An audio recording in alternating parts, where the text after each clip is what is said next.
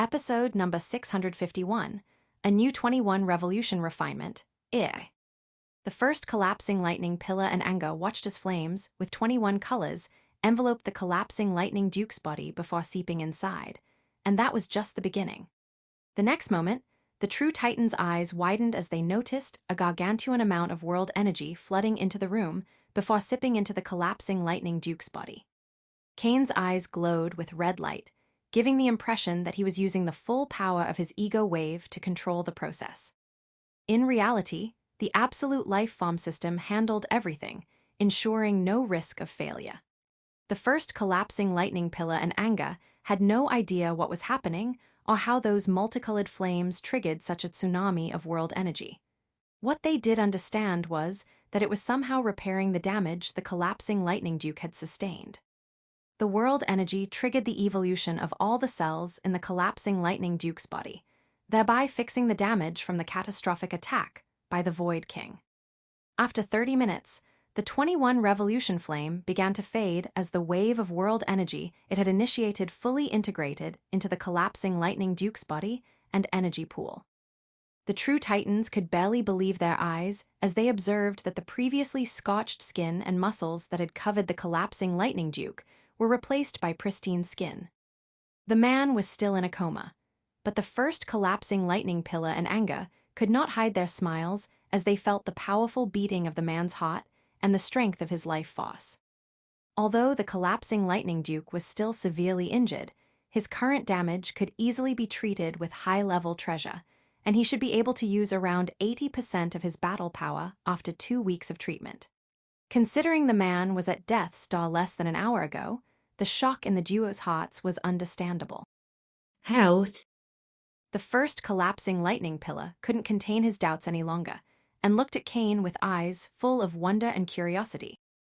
That is an ancient profession named tribulation enhancement that I learned in the Chronos continent. It allows someone to harness the power of tribulation, stealing it from the world and using it to enhance your foundation and talent. Since it generates a qualitative change in your body at a cellular level, it can also heal your wounds and fix damage to your foundation. The first collapsing lightning Pilla and Anga were surprised by the power Kane managed to master, and their shock grew even more when they heard the young man learned this ancient craft in the Chronos continent, home of the Atrox Immortus race. Once again, doubts and questions appeared in the duo's eyes, and fortunately for them, Kane did not leave them waiting. Long story short, the teleportation formation of the Azure royal family, I used to escape from the Blood King threw me into the Chronos continent. From there, I hijacked another intercontinental teleportation formation and reached the Hyperion continent before the Great Cataclysm would seal teleportation across the endless ocean. During my time in the Hyperion continent, I faced an incarnation of the Soul King, and after destroying it, I learned about the war that raged on Gaia. So I used the Exodus formation of the Deus Behemoth Empire to return. Silence reigned in the room for a moment as the true Titans could barely believe what they just heard. Although Kane said it in such a casual way, they were sure it was a saga worthy of millenary legends. Wait, you faced the Soul King's incarnation. When was that exactly? Anga's eyes narrowed as he heard how Kane took care of an incarnation of the Soul King and couldn't help but ask that question. Kane looked at the man and could deduce the reason for the question. It should be around a year and 6 months ago. I assume the Soul King did not show his face during this time. Once again, a sense of shock and awe assaulted the duo as they realized that Kane had been helping them even from afar, as he was the reason why the Inferno Demon Invasion army was down one true Titan.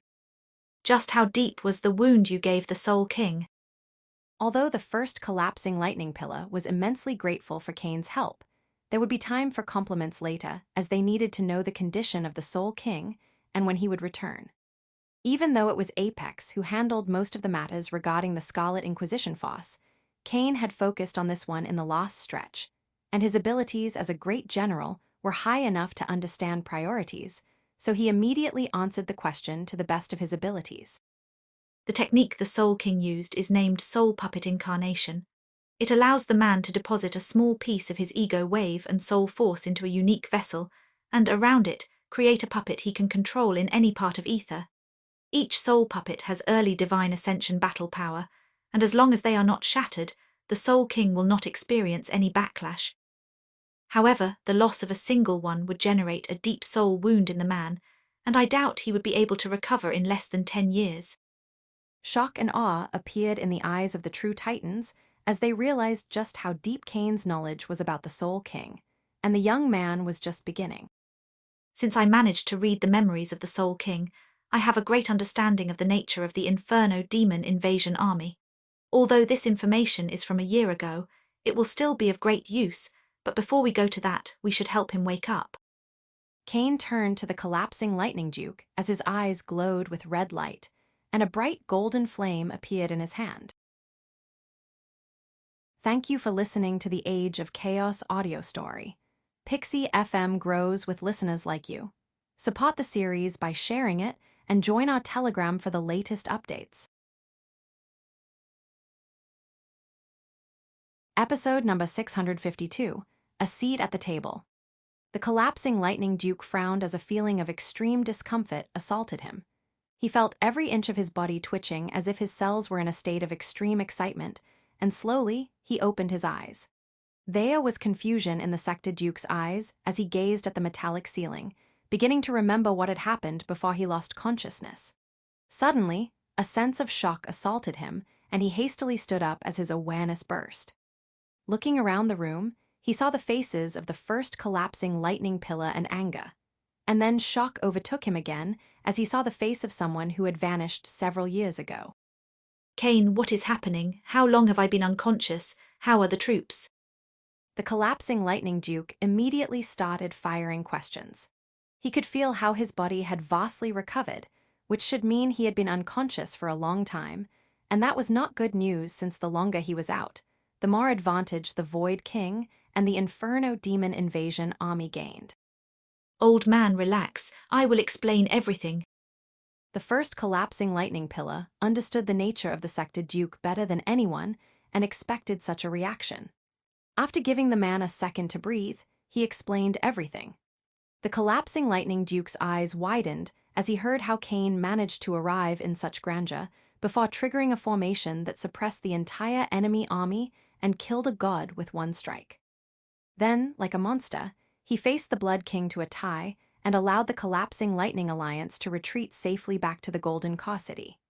If such battle might was not enough, the young man was able to heal most of his wounds using an ancient profession named Tribulation Enhancement. Finally, the icing on the cake was the fact Cain was the reason the Soul King failed to present himself on the battlefield for the last year. Ha ha ha ha ha ha ha. Did I tell you all that this brat was something else? Look at him, so young and already facing true titans. The collapsing lightning Duke released a thunderous laugh as he clapped Cain's shoulder with so much strength that it generated shockwaves, making the room tremble. An Apotheosis Realm master's bones would break under such power, but Cain's body had the endurance of an adamantine wave artifact, so he only felt a palm. The smile on the collapsing lightning Duke only increased as he felt the resilience in Cain's body, but then his eyes widened as he stared at him with confusion. Boy, are you simultaneously cultivating the essence evolution path of power and the astral rebirth path of power. When the first collapsing lightning Pilla and the patriarch of the Egon family heard those words, they also turned to Cain. They had seen how the young man had unleashed both astral wave and essence wave during his fight against the Blood King, and now that they could finally take a breath and relax, doubts arose in their minds. Dual cultivation was considered a taboo path that only talentless people would take. Still, the three true titans would not dare to give Cain advice regarding cultivation since it was clear that the young man's talent had vastly surpassed theirs. The question was just out of curiosity, and luckily for them, Cain did not have a problem sharing. I have found a path to dual cultivation. The eyes of the true titans glowed like lighthouses as they heard Cain's words, beaming with a sense of utter and absolute desire. The collapsing lightning Duke, the first collapsing lightning Pilla, and the patriarch of the Egon family were astral cultivators. While they could channel immense might through their flesh and blood, they understood that their power would rise to a whole new level if they could also master the power of the laws. Although none of them said it out loud, The three true Titans gazed at Cain with an unmistakable sense of desire in their eyes as they were eager to learn that path. Of course, since Cain shared the path's existence, he would not hide how to pursue it. After all, if the trio learned about it, there was no loss for him. It is very straightforward. You must push your soul force to the divine ascension realm while maintaining your ego wave in the second realm. Then, after your soul force evolves, you will have access to a unique ego destruction tribulation that will allow you to divide your soul into two pieces, which can be used to evolve the rebirth heart and evolution core to the divine ranks. The eyes of the trio twitched, and a sense of disappointment appeared on their faces. Although it was straightforward, it was also nearly impossible to achieve. First of all, they were already out of luck since their souls had fused with their sacred organs, but even if they were younger and had yet to reach that point, who could achieve such an outrageous requirement as pushing their soul force to the divine ascension realm while being an apotheosis master with a second realm ego wave? The trio nodded to Cain and engraved the information in their minds, but they did not think it would be of much use. The number of people in the world who could take advantage of that information might be just one. Okay, enough distraction. We need to focus on the matters at hand. While we escaped from a close call thanks to the Scarlet King's timely arrival, it doesn't erase the fact that a new true Titan had entered the battlefield. The words of the collapsing lightning duke spread a solemn aura over the room. The first collapsing lightning pillar and the patriarch of the Egon family also noticed the way in which the man referred to Cain, and it was clear the young man had managed to gain a seat at the decision table. Thank you for listening to the Age of Chaos audio story. Pixie FM grows with listeners like you. Support the series by sharing it and join our Telegram for the latest updates. Episode number 653, Discussing the Battlefield. First of all, was anyone able to assess the condition of the Undying King before this one escaped the battlefield? The collapsing lightning duke's face was solemn as he uttered those words. The unexpected appearance of the Undying King led to him nearly dying under the attack of the Void King. He remembered how his punch managed to pulverize the chest of the Dark King and was sure he destroyed the heart. That should have been enough to ensure someone's death, but there was a reason why that man called himself Undying. The first collapsing lightning pillar and Anga looked at each other before shaking their heads. Although they saw how the Undying King was sent flying away, they were too embroiled in their fights to divide their attention. Neither of the true Titans expected an answer from Cain, since the young man arrived several minutes after the events involving the Undying King, yet he spoke. Although I do not know the state of the Undying King, I assure you that unless you shattered his soul in less than 3 weeks, the man will be back on the battlefield. The collapsing lightning duke, first collapsing lightning pillar, and the patriarch of the Egon family were shocked by such an assessment, and just as they were about to ask Cain how he was so sure, they saw a file reaching their AI chips. As the trio looked into the files, their eyes widened. There was a compendium with the names of the 10 Dark Kings, including skills, abilities, battle power, and known feats. That is all the information I have. It comes from the memories of the Soul King. A new wave assaulted them before the true Titans could recover from the shock of the compendium. The trio already knew that Cain managed to obtain information from the memories of the Soul King's incarnation in the Hyperion continent. Still, for him to prepare such a file, his mastery over soul reading might be at the highest level of ether. Cain noticed the trio's look, but did not distract himself and carried on. The Undying King might not be the strongest, and his spells might not be all that impressive, but when it comes to survival skill, he is the best of the 10 Dark Kings, so unless you felt your punch destroy his soul, he will soon return to the battlefield. The collapsing lightning duke frowned as he heard that since, after reading the compendium, there was no doubt in his mind Cain was right. More than once, the Undying King had taken wounds that should have been lethal to anyone else, yet he returned in a few weeks as if it were nothing. Unfortunately, while the memories of the Soul King hypothesized the possible secret behind the Undying King's incredible survival abilities, there was nothing sure. If that is the case, then we must assume he will likely appear in the next battle. The frown on the collapsing lightning duke's face grew deeper as he analyzed the next step. Cain's arrival had granted them a very powerful addition to their troops. Still, the young man was only an extremely powerful Titan and had yet to be able to deploy battle power above the Divine Ascension realm for an extended period of time. Since that was the case, they would be in a tight spot in the next battle, as they would be down one true Titan. Can you guide me through the function of the metallic pyramids? The collapsing lightning duke learned about the power of the 81 Deus Behemoth Heaven Suppression Formation from the retelling of the first collapsing lightning pillar. He knew it was potent and could be of great use, but he was sure something so massive must have drawbacks. The 81 Black Pyramids are one of the greatest war treasures of the Deus Behemoth race. With them, we can trigger the 81 Deus Behemoth Heaven Suppression Formation and generate an invisible force field within a radius of over 2,000 kilometers. It can completely incapacitate wave warriors and wave champions and suppress wave kings to the point they can barely use 20% of their strength and lose the ability to fight. As for Apotheosis Masters, they can only use 50% of their strength. Divine Ascension Masters can retain between 20% to 25% of their strength under the effect of the formation. Unfortunately, when it comes to targets, the 81 Deus Behemoth Heaven Suppression Formation can only affect dark races. It was designed that way since it would be too much for the formation to analyze one person at a time. Another drawback is that every metallic tower uses one supreme wave crystal for each hour the formation is active. The trio showed complicated expressions as they heard the 81 Deus Behemoth Heaven Suppression Formation details. Its power was extraordinary, and it made sense that it could only target members of the dark races, as trying to keep focus on every soldier inside a massive battlefield was impossible. The problem lay in the resources it consumed. Every hour the formation was active, it would drain 81 supreme wave crystals. That was the same as consuming 81 pieces of adamantine wave artifact an hour. How long can we keep the 81 Deus Behemoth Heaven Suppression Formation active with the fuel already deposited?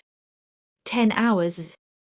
The collapsing lightning duke's eyes widened as he turned to Cain with surprise upon hearing that answer, and he was not alone since the other two true titans were also stunned. It was obvious that the Deus Behemoth Emperor had lent the formation to Cain. That was already impressive, proving that Cain's status in the Deus Behemoth Empire was not simple, but that was, in the end, alone. However, the fact that the metallic pyramids had a charge for 10 hours meant that the Emperor gave Cain 810 supreme wave crystals. That was more wealth than the entire collapsing lightning sector could produce in 10 years. Thank you for listening to the Age of Chaos audio story. Pixie FM grows with listeners like you. Support the series by sharing it and join our Telegram for the latest updates. Episode number 654, Spies in the Collapsing Lightning Alliance. The Collapsing Lightning Duke felt a great weight coming down his shoulder as he saw that the 81 Deus Behemoth Heaven Suppression Formation would be enough to handle their current predicament. Even if the 81 Deus Behemoth Heaven Suppression Formation could not affect the Dark Kings, it would weaken the entire Inferno Demon Invasion army. That would generate a chain reaction from the lowest battlefield all the way to the highest, hopefully allowing some Titans the freedom to join the true Titans' battlefield. Although the man was curious about what Cain did to obtain so much goodwill from the Deus Behemoth Emperor, he knew those questions could wait. Good, it might just be temporary, but the 81 Heaven Suppression Formation will help us equal the battlefield. Since we have handled the core predicament, let's summon the rest of the generals and start analyzing our next movements. Although the final decision was in the hands of the collapsing Lightning Duke, he always allowed the other generals and powerhouses to be present and share their ideas and insights regarding the battlefield. A good leader knows how to take advantage of the people around him and not limit himself to his ideas. However, there was someone who was against that path. I don't think that would be wise. The collapsing Lightning Duke turned toward Cain with an inquisitive gaze. Although the man was very young, the Sector Duke knew he was remarkable in many ways, so he indicated for Cain to carry on and explain. We have been presented with a great opportunity. The Void King knows the state his attack left you, and he must surely believe you are in a deep coma right now, with severe wounds and on the brink of death. We should continue with the facade and actively use it to incite the man to make a mistake. The first collapsing lightning Pilla and Anga nodded as they heard Kane's words, since they made perfect sense. Yet, the collapsing lightning duke softly shook his head as he immediately found a flaw. It is indeed wise to feign weakness to draw your opponents into a trap, but how long would we need to wait for that? Not to mention that we also have to consider the impact on the morale of the alliance. My power and feats are recognized across the empire, which is why most of the sector dukes chose to side with me instead of just taking their families and running away, leaving their domains unprotected. Although the troops are energized right now, that is due to the thrill of battle, and they have yet to analyze their situation. Once they understand that no one can put up a front to the Void King, we will have serious problems, and our fragile stability might collapse. A solemn light appeared in the first collapsing lightning Pilla and Anga as they analyzed the collapsing lightning duke's words and understood how dire their situation would have been if they had been unable to wake him up. Kane's eyes could not help but narrow as he stared at the collapsing lightning duke and came to understand just how deep the man's military mind was. Anyone could make an analysis based on data and numbers, but only a few would be able to truly factor in the hearts and minds of the people around them in the equation. You are right.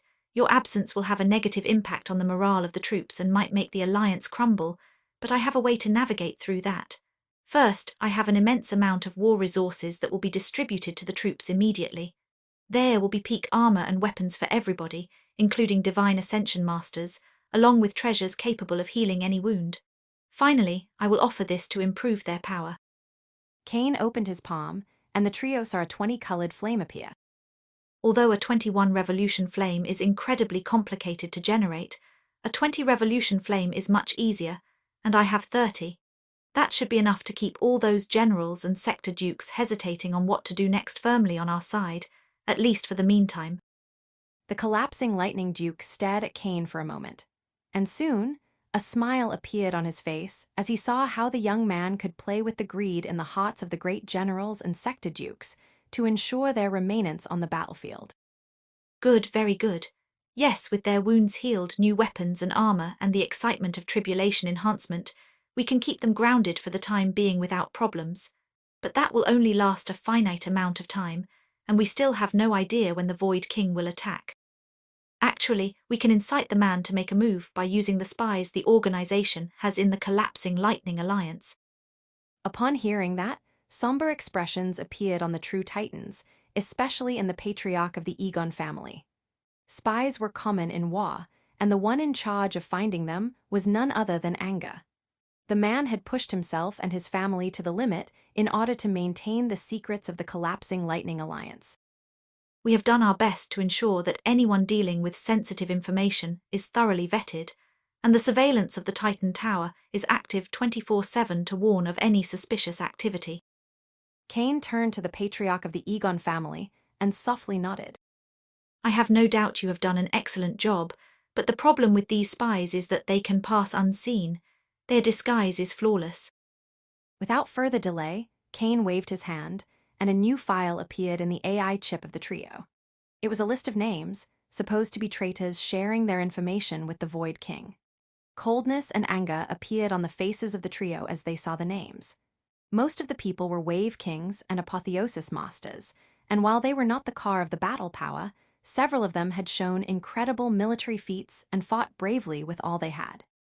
The one who was the angriest was none other than Anga Egon, since one of the names in the list Kane had just given him was his youngest son. Thank you for listening to the Age of Chaos audio story. Pixie FM grows with listeners like you. Support the series by sharing it and join our Telegram for the latest updates.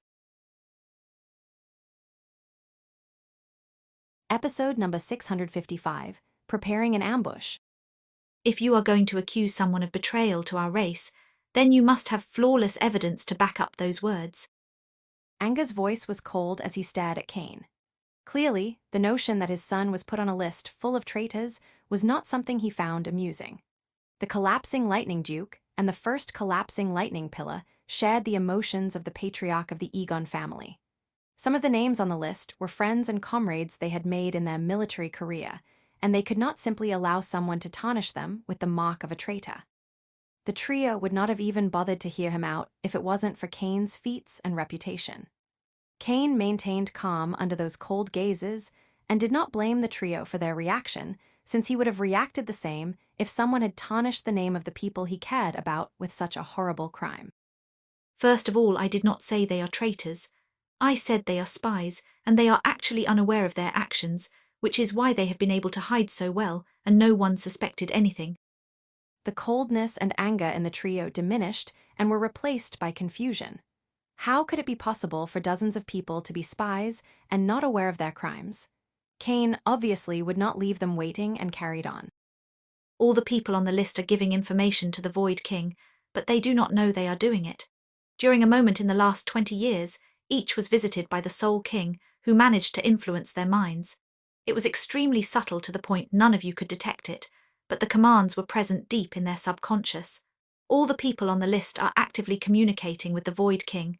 They might think they are just chatting with a friend or writing nonsense in their diaries.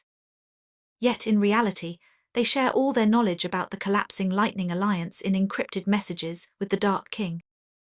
A new wave of surprise assaulted the trio, just for them to burst with killing intent. Of course, the target was not Cain, but the Void King and Soul King. The patriarch of the Egon family could not help but tremble as he felt the hatred and rage in his heart exploding. Anga wanted nothing more than to fly toward the Inferno demon invasion army and butcher the man, but he did not lose focus and controlled his emotions before staring at Cain. Is there a way to fix it? Is my son in danger? The true Titan was an extremely powerful warrior and fearless when facing even the greatest adversaries. Still, when it came to his son, he was like any other father, immensely worried something might happen. Please do not worry. Since the Dark Kings wanted to give no clues any of you could detect, the Soul King could not do anything directly or leave a trace of his energy in the victims, so the process was just potent mental conditioning. I can fix it without a problem.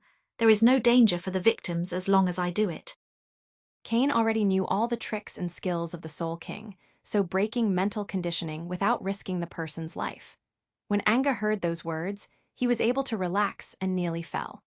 It might have been just a few seconds, but the idea of losing a son was something the man did not dare to imagine. The collapsing Lightning Duke and the first collapsing Lightning Pillar were relieved that their comrades would be fine. Although the trio would want to fix the mental condition immediately, now that they knew about it, they would be foolish if they did not use it, especially since there was no danger for the victims. Okay, I am fine with you hiding my presence in order to downplay our current battle might. Am I right to assume you already have a plan in mind on how to incite a move from the Void King? The collapsing Lightning Duke saw the potential of Cain's mind, and as he saw the scheming and devious light in the eyes of the young man, he knew the young man already had a plan. We cannot make it too obvious, as the Void King would see through our trap. The man's mind is something only a fool would underestimate, but we must neither leave too few clues. He would hesitate to make his move if he is not certain, and we would have lost our chance. Cain's eyes glowed with coldness and killing intent as he revealed his plan to the trio, and the more they learned about it, the wider the smiles on their faces, as they were sure the Void King would get a good surprise. After Cain finished explaining his plan, he, the first collapsing Lightning Pillar, and Anga turned toward the collapsing Lightning Duke. The collapsing Lightning Duke analyzed all factors, and after a moment, he nodded with a solemn expression. The plan is excellent, but we must remember we will face the Void King. Even if we manage to ambush him, the man is extremely powerful. We have already seen the might of his ultimate ability, and who knows what else he could unleash if desperate enough. It will take around 2.5 weeks to implement your plans, and until then, I will focus all my time on recovering as much of my battle power as possible, and each of you should be ready to explode with energy when the time comes.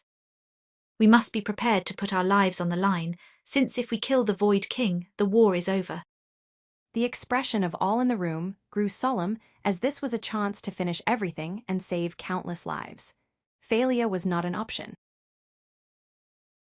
Thank you for listening to the Age of Chaos audio story. Pixie FM grows with listeners like you. Support the series by sharing it and join our Telegram for the latest updates. Episode number 656, Taking Care of Friends. All soldiers under my battalion, adopt formation now. An old peak wave king shouted with a voice that seemed to echo across the streets, and soon 1,000 soldiers appeared in front of him, displaying great military discipline and training.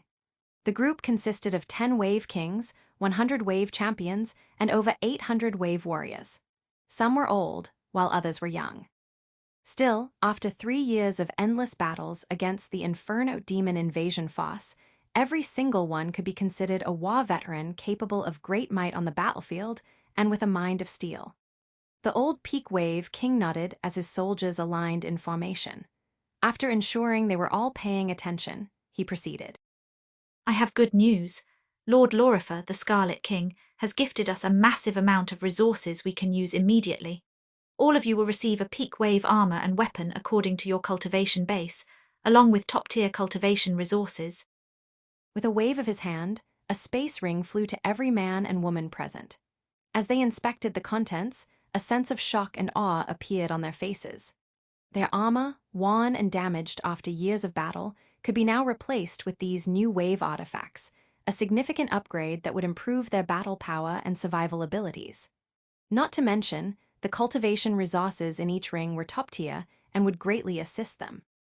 The old Wave King continued, after giving the soldiers a moment to examine their space rings. Soon you will be summoned to the Titan Tower. The Scarlet King also brought a massive amount of healing drugs and resources. Everyone will enter the recovery capsules to treat their wounds. According to what they told me, these drugs can not only repair your body, but also enhance your bloodlines and energy pools, so make sure to be in peak condition to take full advantage of this lucky chance. Thrill and delight appeared in the eyes of the soldiers. The continuous battles against the members of the Inferno demon race had left hidden wounds all over their bodies. While these did not impact their battle power significantly, they prevented them from exerting themselves fully. It seemed that soon they would no longer have to worry about that. Lieutenant Colonel Hellblazer and Major Sinar stay, the rest leave. The soldiers could not help but turn to the duo, but did not dare to disobey the old man's words and soon departed the place, leaving the trio alone. Colonel Jukar. Levi and Lurin stepped forward and stood before the old Peak Wave King, clasping their hands and performing a deep bow. It had been several years since Cain last saw the duo. Now, Levi was an early Wave King, and Lurin was a Peak Wave champion. Although their growth could not compare to Cain's monstrous progress, they were considered geniuses in their own right, having advanced very fast thanks to their hard work and the support Cain gave them during their youth. Colonel Jukar glanced at the duo and softly nodded. He had nothing but praise for Levi and Lurin, as they had always been very hardworking and reliable in managing their squads. Here, this is something special the Scarlet King gave me for you too, he announced, presenting each with a new space ring. As Levi and Lurin explored the contents with their ego wave, they were shocked to find not just armor, weapons, or cultivation resources, but something much more astonishing. Each ring contained a peak apotheosis deus behemoth. The apotheosis masters in each ring were in a meditative position, revolving the energy inside their bodies, keeping their cultivation at full power. Just as the duo wondered what they were supposed to do with the Deus Behemoth Peak Apotheosis Master, Cain's voice echoed inside their minds. This is a death row criminal of the Hyperion continents, Tier 0 dark factions, whom I have hypnotized. Once awakened, it will extract you from the battlefield before going on a suicidal rampage against the enemy's army. The duo looked at each other in disbelief, realizing just how powerful Cain had become. Cain's plans to protect his friends and loved ones were ingenious. He could have easily removed them from the battlefield with his military authority, but he chose a method that honored their duties as soldiers and didn't send the wrong message to the rest of the troops. That is why Cain came up with the hypnotized death road warriors. It took a lot of effort and time to hypnotize these Deus behemoths, and it was not really cost-effective, but it would prove efficient in protecting those who were special to him while still allowing them to carry on their duties on the battlefield. Colonel Jukar did not have the authority to inspect the space ring, but just by seeing the expression of the duo, he could tell that whatever was inside must have been shocking. Of course, the man did not ask, since he was not the type to pry into the affairs of soldiers under his command, especially since the duo was now under the protection of a man who could face a true titan. That is all. Return to your duties. Levi and Lurin immediately regained their focus as they heard the old Peak Wave King's voice and adopted a military stance before clasping their hands, bowing, and leaving the area. Scenes like that were repeated all over the Golden Car City as the battalion leaders were handing over treasures to their soldiers before passing unique space rings to some special people. Just as the millions of soldiers obtained wave artifacts and resources, the Divine Ascension Masters of the Collapsing Lightning Alliance were also given powerful treasures that could help them improve their battle power and cultivation. And on the highest level of the Titan Tower, all the great generals and titans of the Collapsing Lightning Alliance were present, facing the first Collapsing Lightning Pillar, the Patriarch of the Egon family, and the Scarlet King. Thank you for listening to the Age of Chaos audio story. Pixie FM grows with listeners like you. Support the series by sharing it and join our Telegram for the latest updates. Episode number 657, Enhancing Great Generals, I. There were 15 individuals on the highest level of the Titan Tower gazing at the first Collapsing Lightning Pillar, the Patriarch of the Egon family, and the Scarlet King. 9 of these people were Titans, while the others were Middle Divine Ascension Masters, and each of them was a great general of the Collapsing Lightning Alliance with hundreds of thousands, and in some cases, millions of soldiers under their command. Although they were all able to maintain a composed expression and did not show any sign, it was easy to see the worry and doubt in their hearts, something that disturbed the first Collapsing Lightning Pillar. The soldiers' morale had significantly risen thanks to the weapons, armor, resources, and healing drugs, as it would help them improve their chances of survival in a war that raged in their homes. However, things were more complex with these generals. While they had followed the Collapsing Lightning Duke into war and obeyed his command, they had the authority to leave Gaia's north with their families and take refuge in the south. While extremely dishonorable, it was not so unbelievable. There should have been 5 other Titans present. Still, once those sector dukes noticed the Imperial Court did not enforce their defense of the northern sectors, they chose to escape, leaving ordinary people to defend themselves. The Collapsing Lightning Duke was furious with those sector dukes and wanted nothing more than to rip them to pieces for their cowardice, but he could not give himself the luxury of exerting personal vendettas with a war to lead. So, he ignored them but made sure to remember their names. The first Collapsing Lightning Pillar took a deep breath as he stepped forward and made his energy burst, drawing everybody's attention. Although they would be following Kane's plan, the one that would take the lead while the Collapsing Lightning Duke recovered was going to be the first Collapsing Lightning Pillar, as the man was already a legendary figure in the army. Kane had no problem with it, as he understood he was no longer on the Hyperion continent, where his word was practically law. Actually, he preferred that way since, without having to lead, he could instead focus on his power. My friends, I can see the doubt that assails your minds and the dread that creeps into your hearts, but I assure you, the battle is far from over. The Scarlet King brought with him resources and weapons that would improve the might of our troops, from the weakest wave warrior all the way to the early Divine Ascension Masters, not to mention that the 81 Deus Behemoth Heaven Suppression Formation will give us an edge every second of our next skirmish. The first Collapsing Lightning Pillar's voice was booming with power, reminding all the great generals of the feats Kane performed. This was done not only out of gratitude, but because they needed to raise the young man's figure to the point of myth if they wanted the plan to work. The great generals turned toward Kane, and their eyes glowed with gratitude. All of them still remembered the grand entrance the young man made and how he was able to kill a god before facing the Blood King to a draw. Suddenly, an old man took a step forward. He had short black hair and a slender body and was wearing intricately designed golden armor, and the air around his figure had a metallic taste. Kane's eyes narrowed as he gazed at the man and felt the mighty aura he radiated despite hiding his power. The Sector Duke of the Golden Car Sector, Holland Mavarillion. According to my information, he is a powerful Titan, and his mastery over the law of gold is extremely high. He should be even stronger than Goldkin. The old man stared at Kane momentarily, clasped his hand, and performed a small bow before turning toward the first collapsing lightning pillar. Permission to speak freely, War Master. Please, Lord Maverillion, you have more than earned the right to speak your mind. The first collapsing lightning pillar stared at the man and immediately nodded. While the old man seemed frail and calm, he was a mighty warrior, and his ferocity when facing the gods was already legendary. The man was not part of the Imperial army in any capacity.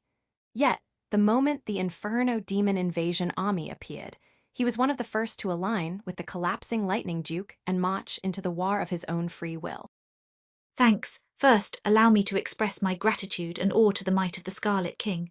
You are, without a doubt, the mightiest talent I have seen in my thousands of years on this planet, and I am sure you will rise to a point we old men could only dream of in the future. Holland spoke those words with a smile, but then it vanished before turning to the first collapsing pillar. However, right now, the Scarlet King lacks the strength to face a full-power Blood King for an extended period of time, meaning we are at a disadvantage on the highest battlefield. I have lived thousands of years, and if death comes for these old bones, I will receive it without fear. However, if I am going to fight, risking not just my life but that of my people, I need to see a path to victory. The moment those last words came out of Holland's mouth, his eyes glowed with a golden flame, and an aura sharper than any blade emerged from his body and soul. A solemn expression appeared in the rest of the generals as they heard the words of the Sector Duke, and then they all took a step forward as well, unleashing their auras, making it clear they shared the old man's feelings. When the first collapsing lightning pillar felt the combined might of all great generals, he could not help but clench his fists and almost took a step back. But his eyes burst with willpower as he stood firm, resembling a massive sky pillar that could withstand any storm. Thank you for listening to the Age of Chaos audio story. Pixie FM grows with listeners like you. Support the series by sharing it and join our Telegram for the latest updates. Episode number 658, Enhancing Great Generals, Cain glanced at the first collapsing lightning pillar, and as he saw the man remain steady in the face of such immense pressure, he silently nodded. As a master of order, his mind and soul were impervious to the desires and views of others, but he knew normal people were not like that. The first collapsing lightning pillar was a great warrior with a solid mind, but it was hard not to feel pressured by the demand for results from the great generals of the army, especially when their request made perfect sense. Holland and the great general were not asking for riches or wealth, but for a path to victory. They were putting their lives on his hands, and if he could not offer a practical way to face the Void King and Inferno Demon Invasion army, why would they follow him? After a moment, and taking a deep breath, the first collapsing lightning pillar's aura grew stronger as he gazed at the generals with eyes that glowed with pure resolution. You are right, we need a path to victory, and as a war master I must carve one. Holland's eyes narrowed as he saw the determination in the eyes of the first collapsing lightning pillar. He did not seek to make things complicated for the man, but if he was going to lead a force that might dictate the fate of the north of the Godslayer humankind empire, then his soul should be powerful enough to face this pressure. The Sector Duke calmed his aura, and the rest of the great generals did the same as they all waited for the first collapsing lightning pillar to speak. I understand our predicament in the highest battlefield, but we have already figured out a way to handle that. We will redistribute our forces, allowing another Titan to act as support for the Scarlet King while he faces the Blood King. As they heard those words, a frown appeared on the faces of the great generals. While the assistance of a Titan might be enough for the Scarlet King to face the Blood King, that would put all the people in the Divine Ascension battlefield in extreme danger. They were already at a numerical disadvantage against the gods of the Inferno Demon Invasion army, and losing a single Titan would make the fragile balance crumble. There was no way someone so experienced in warfare as the first collapsing lightning pillar could not see that, so the great generals waited for him to explain the details. For that redistribution of power, we will need to improve the individual battle power of the people in the Divine Ascension battlefield, and for that, we will once again request the help of the Scarlet King. At this point, Cain took a step forward and waved his hand, revealing flames with 20 colors. The great generals focused on the multicolored flames with inquisitive gazes. Their cultivation and soul force were enough for them to understand that the flame was mysterious and extremely special, but that was it. None of them could see its true nature or what use it might have. The first collapsing lightning pillar waited a moment, allowing all the great generals to analyze the flame before speaking again. The Scarlet King mastered several unique arts during his time outside Gaia, and one of them is known as tribulation enhancement. It is a unique art that allows the Scarlet King to steal the luck of the world and grant it to someone, reinforcing the talent and foundation of that person. Shock and awe appeared in the eyes of the great generals as they looked once again at the multicolored flame. The stronger and older someone gets, the more importance they would give to their talent and foundation, since those dictate just how high their cultivation could rise. Many of the great generals presented more than enough resources at their disposal. Still, they were unable to push their cultivation base to the next level as they had exhausted their potential. Cain allowed the group to gaze at the 20 revolution flame for a moment before making it disappear, and then he focused his eyes on one of the great generals. This one was a bald man with white skin and black armor. That person was someone Cain knew very well. The man was none other than Bloodless One, the leader of the Bloodless Force and the current highest commander of the Blood Seas forces in the collapsing Lightning Alliance. Bloodless One kept his imposing constitution of 4 meters in height and muscular body, and his cultivation was even higher than the last time Cain saw him, since this one managed to break through the early divine ascension realm and reach the middle stage. Life and death battles tend to fully excavate all the potential hidden within your body and soul. If there was one thing that Wa did not lack, it was battles that pushed you beyond your limit. However, while the man was now a middle divine ascension realm, he was also missing his left arm. Those types of wounds were very significant for astral cultivators, who relied on the power of their bodies, and they were also hard to fix, as the level of resources required to regrow a divine ascension's arm was extremely high. Cain knew that he needed to demonstrate the power of tribulation enhancement to these great generals, and who better candidate than the person who once saved his life when he was but a wave warrior. Great General Elijah, stand before me. Bloodless One adopted a solemn expression as he heard his name coming out of Cain's mouth, and without hesitation, he moved forward before raising his right arm to his chest and performing a small bow. Scarlet King. Despite his significant wounds, Bloodless One's eyes were resolute. It was clear that the damage to his body had done nothing to affect the mind and will of the man. Thank you for listening to the Age of Chaos audio story. Pixie FM grows with listeners like you. Support the series by sharing it and join our Telegram for the latest updates. Episode number 659, Enhancing Great Generals, EI. Cain stared at Bloodless One, pleased that the man's will and heart were just as formidable as he remembered.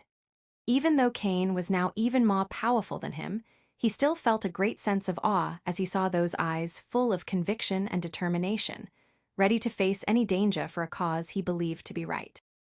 You and I go a long way back, and your merits on the battlefield are more than enough to qualify you for the tribulation enhancement.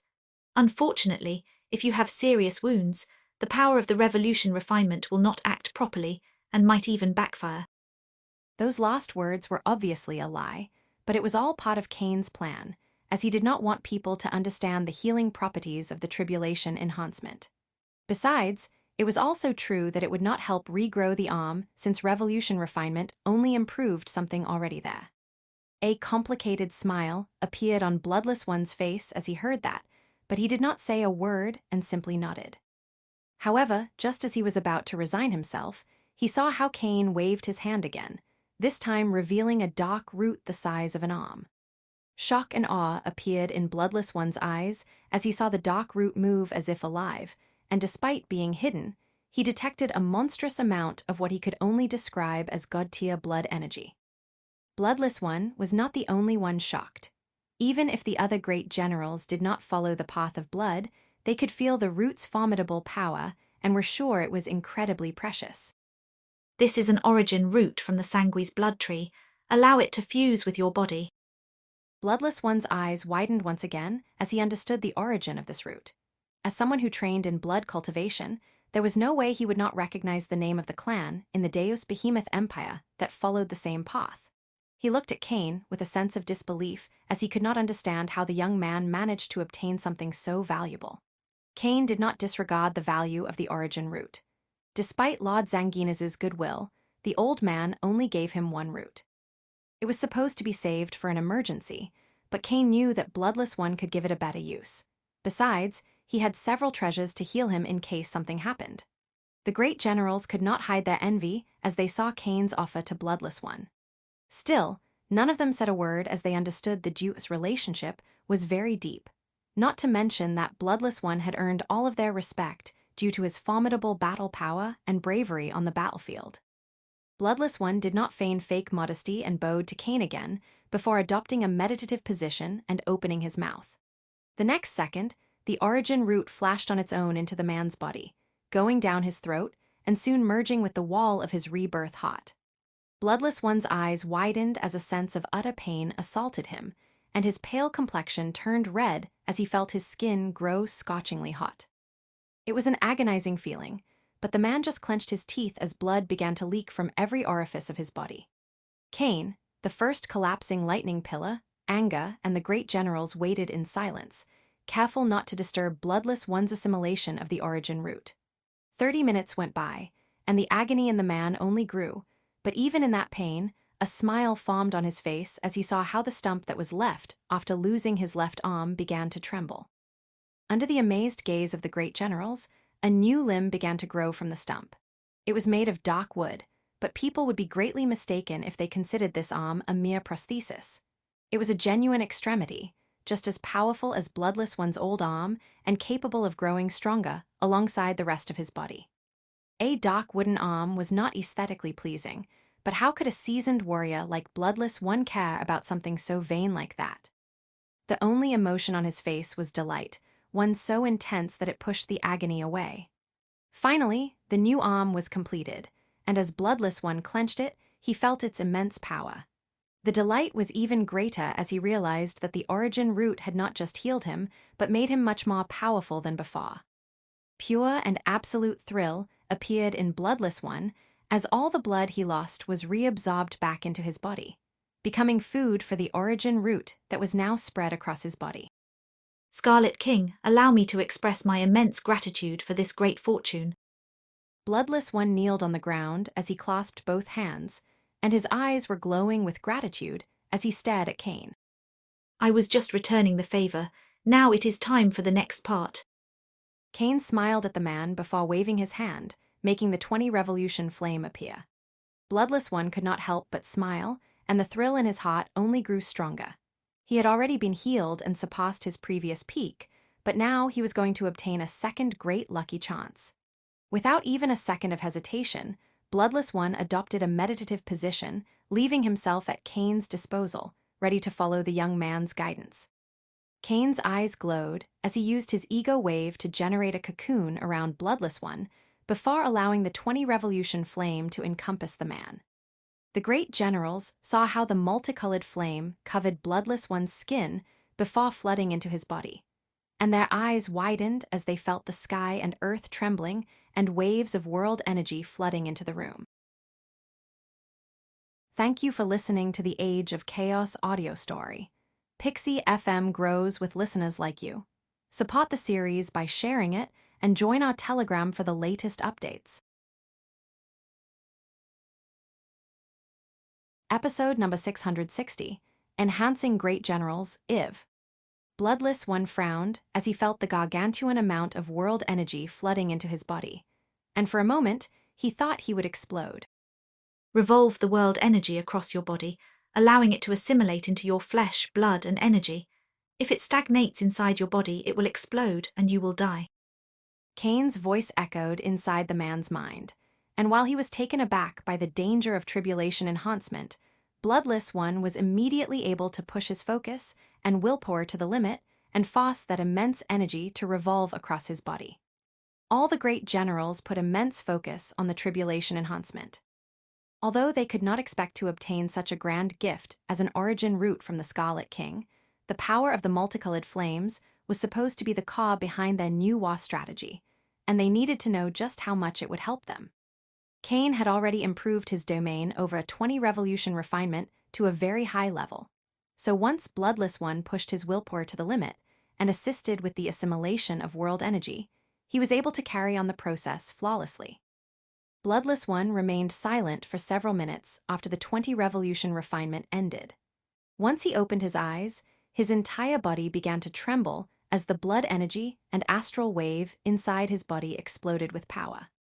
The man kept pushing his energy with more and more power as he felt it running more smoothly than ever before, with its power and purity having significantly improved.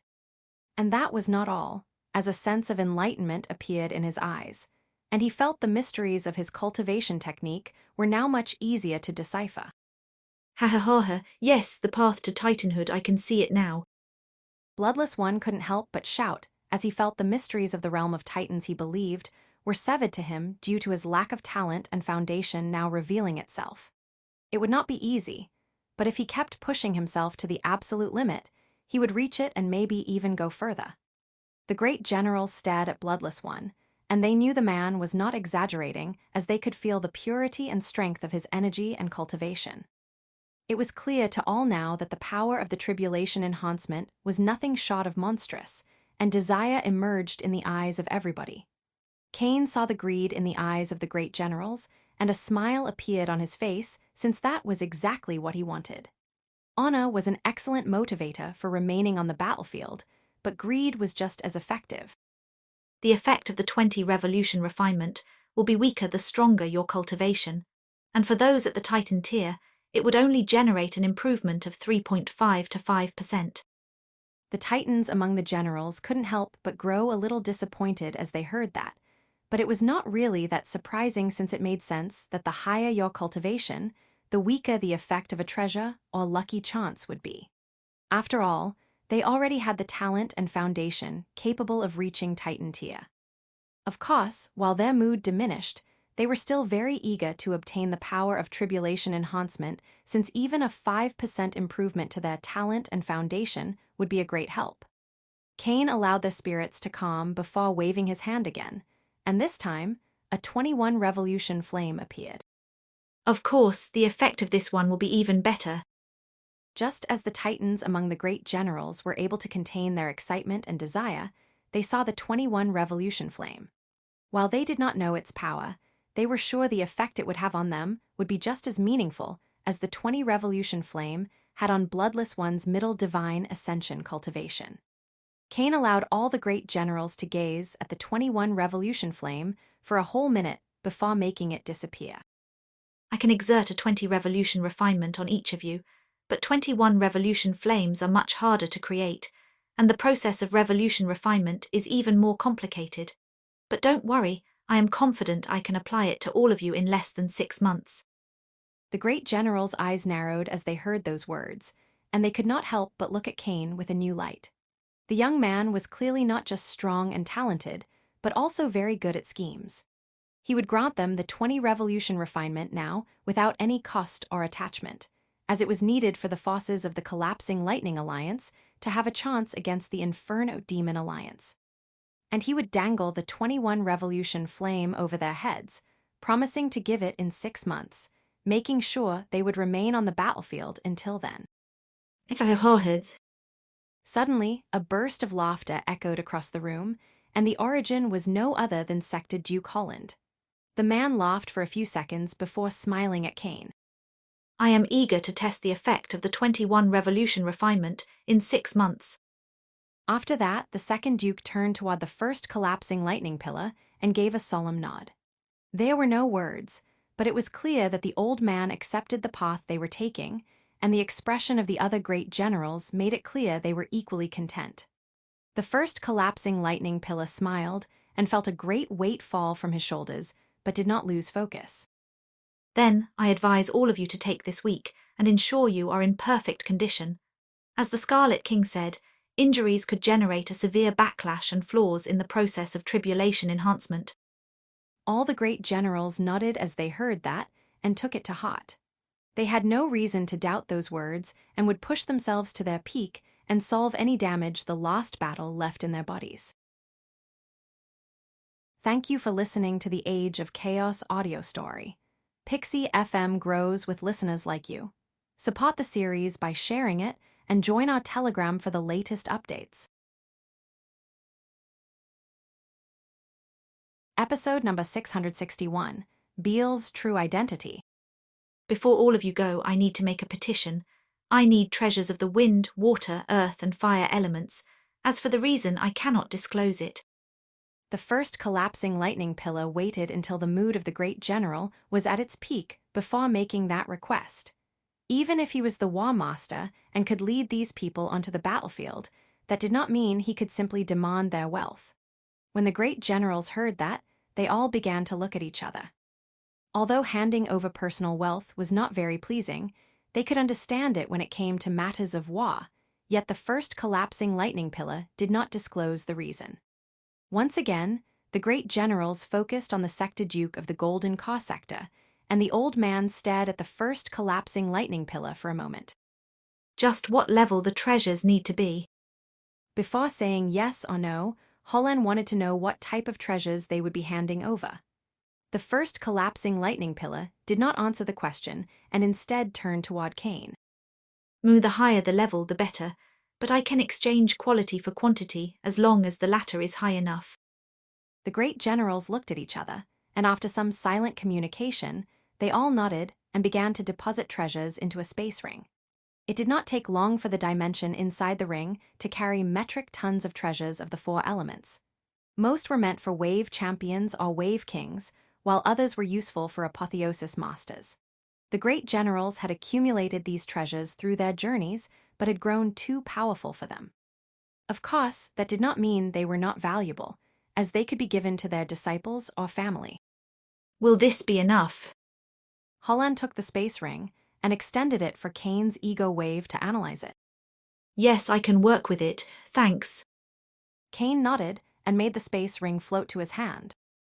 If there is nothing else, we will leave and prepare for the tribulation enhancement. Feel free to leave.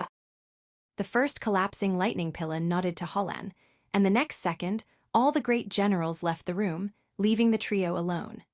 Only then was the first collapsing lightning pillar able to relax and fall onto the throne. While he seemed relaxed, every word and action of the first collapsing lightning pillar was part of a scheme. Anga only smiled as he saw the exhausted expression on the first collapsing lightning pillar, making it clear that the man was not good with this type of play. And then he turned toward Kane, who was gazing at the space ring as if nothing had happened. I think it went well. The seed is already planted. We only need to carry on the next part flawlessly, and rumors will spread, reaching the Void King in no time. Kane took his eyes from the space ring and turned toward Anga, who was looking at him with a meaningful expression. His eyes narrowed, and he turned to the first collapsing lightning pillar. Please leave us. The first collapsing lightning pillar was a little surprised by that request, and as he looked at the duo, he could see a powerful intent in their eyes. He nodded, and without a word, he left the room. Kane stared at Anga for a moment and waved his hand, making a black metallic coffin appear. An expression of sadness that bore from the bottom of his soul appeared in the eyes of the patriarch of the Egon clan as he kneeled next to the coffin and gently opened it, revealing a beautiful young woman with white hair inside. The effect of the coffin had halted Beale's corpse deterioration, making it seem as if she was simply dreaming. Anga's eyes began to shed tears as the pain in his heart reached its zenith, and he gently caressed Beale's face. Kane was about to leave the room to leave the man alone when he heard him speak. Even though she was not really my daughter, the pain I feel seeing her like this is as if someone had ripped my arm. Anga uttered those words before closing the coffin and saw Kane looking at him with an inquisitive gaze. Kane was indeed curious about the man's words. He had interacted long enough with Beale's to remember her aura and bloodline, which were exactly the same as Anga's. Anga showed a sad smile as he saw Kane's confusion, and luckily for the young man, he did not intend to keep him in suspense. Her body originated from my seed and grew in her mother's womb, but her soul belonged to none of us. You are the first person I have ever told this to. Kane's eyes widened as he heard that. According to what Anga was telling him, Beale's soul did not belong to him or the mother that birthed her, meaning she was most likely like him, a soul that managed to find its way to an empty vessel. Cain could not help but frown as all sorts of complicated thoughts appeared in his mind, and as he focused on the man in front of him, a question emerged. Why would you care for her so much if you knew? Cain could not understand why Anga would feel so much pain for Beals. After all, she was someone who emerged out of nowhere, essentially hijacking the identity of his daughter. In his mind, the man should feel enraged that an alien entity attempted to trick him in such a manner. When Anga saw the expression on Cain's face, he just smiled and shook his head. Ah, you really are different. I bet that even if the entire Godslayer humankind empire had collapsed, as long as the people you love were fine, you wouldn't have cared. Thank you for listening to the Age of Chaos audio story. Pixie FM grows with listeners like you. Support the series by sharing it and join our Telegram for the latest updates. Episode number 662, Beals and the Dream World. Cain's eyes narrowed as he heard those words, and he did not try to correct the man because those words were correct. He was a master of order. The death of billions or even trillions meant nothing to him unless they were part of his life matrix. Cain was not evil and had a sense of justice, loathing those who took advantage of the weak, but his empathy was not like that of normal people. If he had never met someone, no matter how cruel or horrific the past of this person was, he could not care. It was not that he did not want to, but as a master of order, he could not. Anga saw how Cain's eyes remained focused on him, and he just sighed. It doesn't matter if her soul did not originate from mine. I saw her come into this world. I cared for her and taught her how to walk, fight, and protect herself. She was my daughter, no matter her origin. Cain's frown grew deeper as he heard those words. He knew that point of view should make sense, especially for an orphan like him, and they would have in the past, but now he felt they were mistaken. The path of order gave a powerful and absolute mind and heart, but it came at a cost. Anga saw the confusion in Cain's eyes, but he was not in the mood for more talk and was about to store the coffin. Wait. However, before Anga could do it, he heard Cain shout and saw the eyes of this one glowing with a meaningful light that just kept growing deeper. Cain remained silent, but his mind worked harder and harder as he remembered the lost moments with Beals. Those memories were too painful before, and he did not like to revive them, but now they went through his mind over and over again. The way she behaved was not like someone in the lost moments of life. She acted like. A thought appeared in Cain's mind that made him tremble. It was something that filled him with excitement but also fear. He wanted it to be true but was afraid of letting hope rise, only for it to shatter the next second. Luckily for him, the power of Otta soon took effect, and his emotions grew under control as a sense of resolution appeared in Cain's eyes. Without saying a word, he opened the coffin, and the next second, Essence Wave began to condense in his right palm. Anga was confused by Cain's state, and that feeling only grew as he saw how the Essence Wave soon turned into a dark blue flame. He had faced the Soul King multiple times during the war, and the power Cain used was similar to that of the Dark King. Cain did not care about Anga and focused on the dark blue flame in his hand as a solemn light appeared in his eyes. He was about to use one of the spells he learned from the Soul King's memories, which was known as Soul Tracker. You could use Soul Tracker to perceive where that person would be by using something that belonged to them, and the more intimate the connection of the object, the better. That was how the Soul King managed to track him inside the astral bloodline realm. In theory, using Soul Tracker on the corpse of a person should be useless as there was no soul to track, but Cain's eyes burst with willpower as he placed his hand over Beals' corpse. At first, Cain felt nothing, and just as he was about to give up, he felt something. It was an extremely subtle connection and was about to fade, but it was there. Immediately, Cain's ego wave exploded as he unleashed all the power of his essence wave. Anga was shocked to see Cain's essence wave exploding with so much power, but he felt he should not disturb the young man and silently waited. Cain pushed his energy and mind harder and harder to the point blood began to leak from his eyes, but he kept pushing forward until suddenly an image appeared in his mind.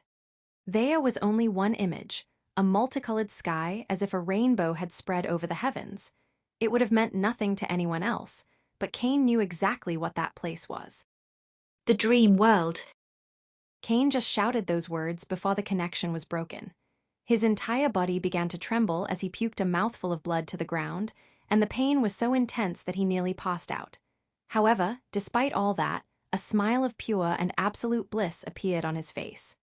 Beals, the first woman to have truly gained his heart and who sacrificed her life to save him, was not dead. Somehow, she was in the dream world. It took a few minutes for Cain to overcome the pain, and then he noticed how Anga looked at him with an inquisitive gaze. Cain stared at the man for a moment, and as he remembered the expression of pain and sadness in his eyes, he chose not to lie. There is a world, a dimension I can access through my mind during my dreams. I do not know the origin of this world or its location, but it is inhabited by people similar to us.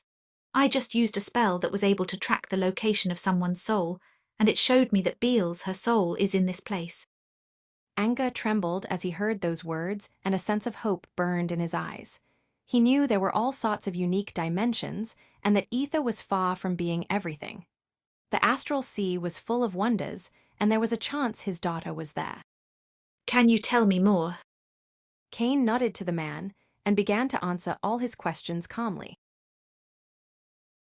Thank you for listening to the Age of Chaos audio story.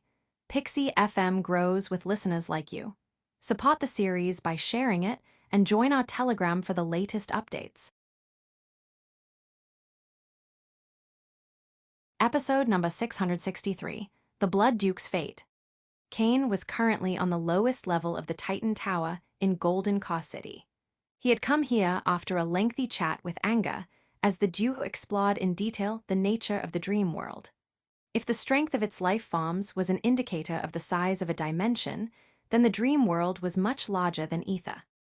Although that predicament would not be enough to stop Cain, he was currently one of the core figures in a war that encompassed the north of the entire Gaia continent and involved the survival of billions. He barely had time to rest, much less go into a different world he knew nothing about and search for someone whose name or face he did not know. After all, the chances that Beals' name and appearance in the dream world would be the same as in Ether were slim at best. That was why Cain and Anga chose not to lose focus and dedicate themselves fully to the war, and once it was over, they would allow themselves to follow their hearts and search for the young woman. Cain calmly walked to the end of the room and saw several people in recovery capsules. This place was heavily protected, and only those with the highest authority could come in, but that was not a problem for him since his military rank had already risen to the level of marshal, and his authority in the Collapsing Lightning Alliance was just as high as that of the first Collapsing Lightning Pillar. So you were still alive, not bad. The one whom Cain spoke to was a middle-aged man nearly 3 meters tall with black hair, a long beard, golden eyes, and a scar in the center of his face. That person was none other than the Blood Duke, and the Titan was in a deep coma as there was a hole in the center of his chest. When Cain first analyzed the battlefield and saw Bloodless One and Shura, along with the forces of the Blood Sea, but noticed the Blood Duke was lacking, his first thought was that the man had perished. He did not feel sad as his relationship with that man was purely transactional, and they were not really on good terms. However, after obtaining the entire log and codex of the War of Hell, Cain came to learn the Blood Duke was in a deep coma as he managed to kill a god, but in the process, received a near-lethal injury that left his rebirth heart severely damaged. The man entered into a deep coma as his body needed all the energy it could to stop the wounds from worsening. If Cain did nothing, the Blood Duke would need decades or maybe centuries to heal, and even if the Titan woke up, there would be a marked loss in his cultivation base. Honestly, Cain would not have cared for the man's fate if not for the Wa, as he remembered very well how this one used him as a pawn in his plans. I guess you are in luck. Cain did not say anything else before waving his hand, sending the Blood Duke's recovery capsule into his space ring, along with 5 others that contained 4 early Divine Ascension Masters and 1 Middle Divine Ascension Master in similar condition. After that, Cain stepped forward and appeared hundreds of meters above the Titan Tower. The first Collapsing Lightning Duke and Anga were already waiting for him there. The trio looked at each other and nodded before flashing into the distance. None hid their auras so everybody could see how they left the Golden Car City. Although it raised some confusion, none worried as the trio was not heading into the areas dominated by the Inferno Demon Invasion Army. Cain, Anga, and the first collapsing lightning pillar flew for almost 10 minutes before appearing above a massive forest, and the next second, they dived down. As soon as they reached the ground, the astral wave of the patriarch of the Egon family burst, and a dome of darkness that covered over 500 kilometers emerged, covering the entire forest. Some of the great generals followed the trio with their eyes and could not help but grow curious about what they were trying to do. But in the end, there was a chain of command, and they had no right to demand answers from the War Master. Although I am not very good with domains, no one will be able to see what happens here without me noticing it. Anga spoke confidently as streams of darkness emerged from his body and flooded into the surroundings. Kane analyzed the cloaking power of Anga's shadow domain and nodded as it was indeed formidable and more than enough for what they intended to do. He waved his hand the next second, making the 6 recovery capsules appear. The young man took the Blood Duke's body out of the recovery capsule before making appear the 21 revolution flame that he generated using the enhancement module, before using the power of this one more time, triggering a 21 revolution refinement. Soon, gargantuan waves of world energy began to flood the area, but Anga's shadow domain was able to cover everything. The first collapsing lightning pillar saw that happening and simply took a meditative position on the ground and began training. The only reason why he came here was to give the idea all 3 were needed for this process, when the truth was that only Kane was required. Just like with the collapsing lightning duke, Kane made it seem as if the process was extremely complicated when, in truth, the one that did all the job was the absolute life form system, and there was no chance of failure. Once the process was over, Kane saw how most of the wounds in the Blood Duke's body had vanished, as new cells had replaced the wounded and damaged ones. Thank you for listening to the Age of Chaos audio story. Pixie FM grows with listeners like you. Support the series by sharing it and join our Telegram for the latest updates. Episode number 664, Elemental Manifestation, I. After Kane finished with the Blood Duke, he placed the man back in the recovery capsule and ensured this remained unconscious before turning to the other 5 Divine Ascension Masters. He approached the capsule containing the middle Divine Ascension Master, known as Jessica. Jessica was the leader of a medium-sized organization in the Zafiro continent, but the Inferno demon invasion army completely uprooted it. Her rage and hatred made her immediately add her forces to the collapsing Lightning Alliance. During a skirmish a month before Kane's arrival, Jessica ended up severely injured. While her evolution core was fine, a god spell destroyed the rest of her inner organs. The only thing the collapsing Lightning Duke could do for her was to put her in stasis to prevent her condition from worsening, hoping to find a way to help her in the future. Fortunately for the woman, Cyan had the means to help her. He removed Jessica from the recovery capsule and immediately covered her body with his ego wave before sending in a 19 revolution flame. Unless absolutely necessary, Kane would not spend his destiny force on the enhancement module, so a 21 revolution refinement was out of the question. Due to her condition, Kane chose to do a 19 revolution refinement for Jessica. She was in a coma, putting the full weight of the refinement on Kane, and he was not sure he could perform a 20 revolution refinement with 100% success on her. That's why he first performed the 19 revolution refinement.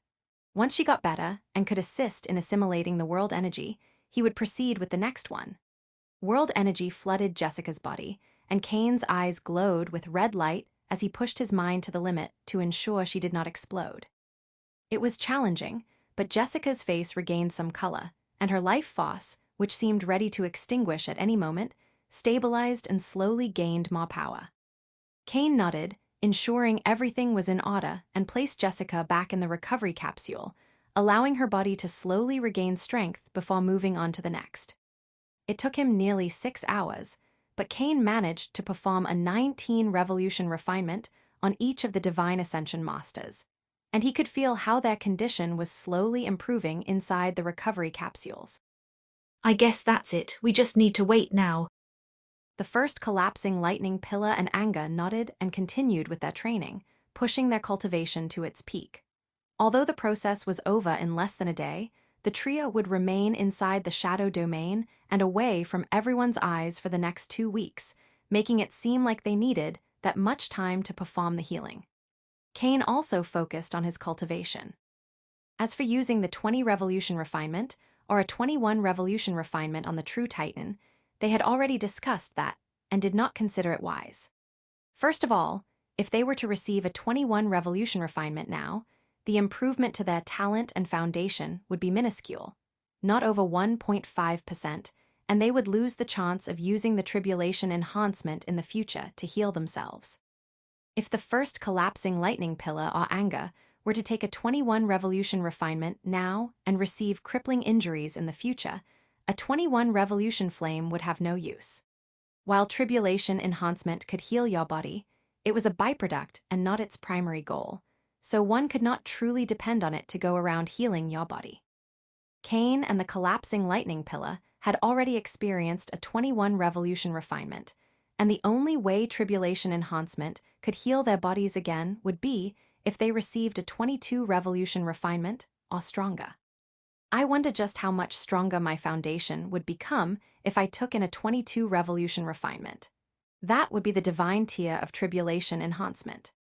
That thought crossed Cain's mind, but he did not waste too much time on it as he waved his hand, and the next second, tons of treasures carrying the essence of wind, water, earth, and fire emerged.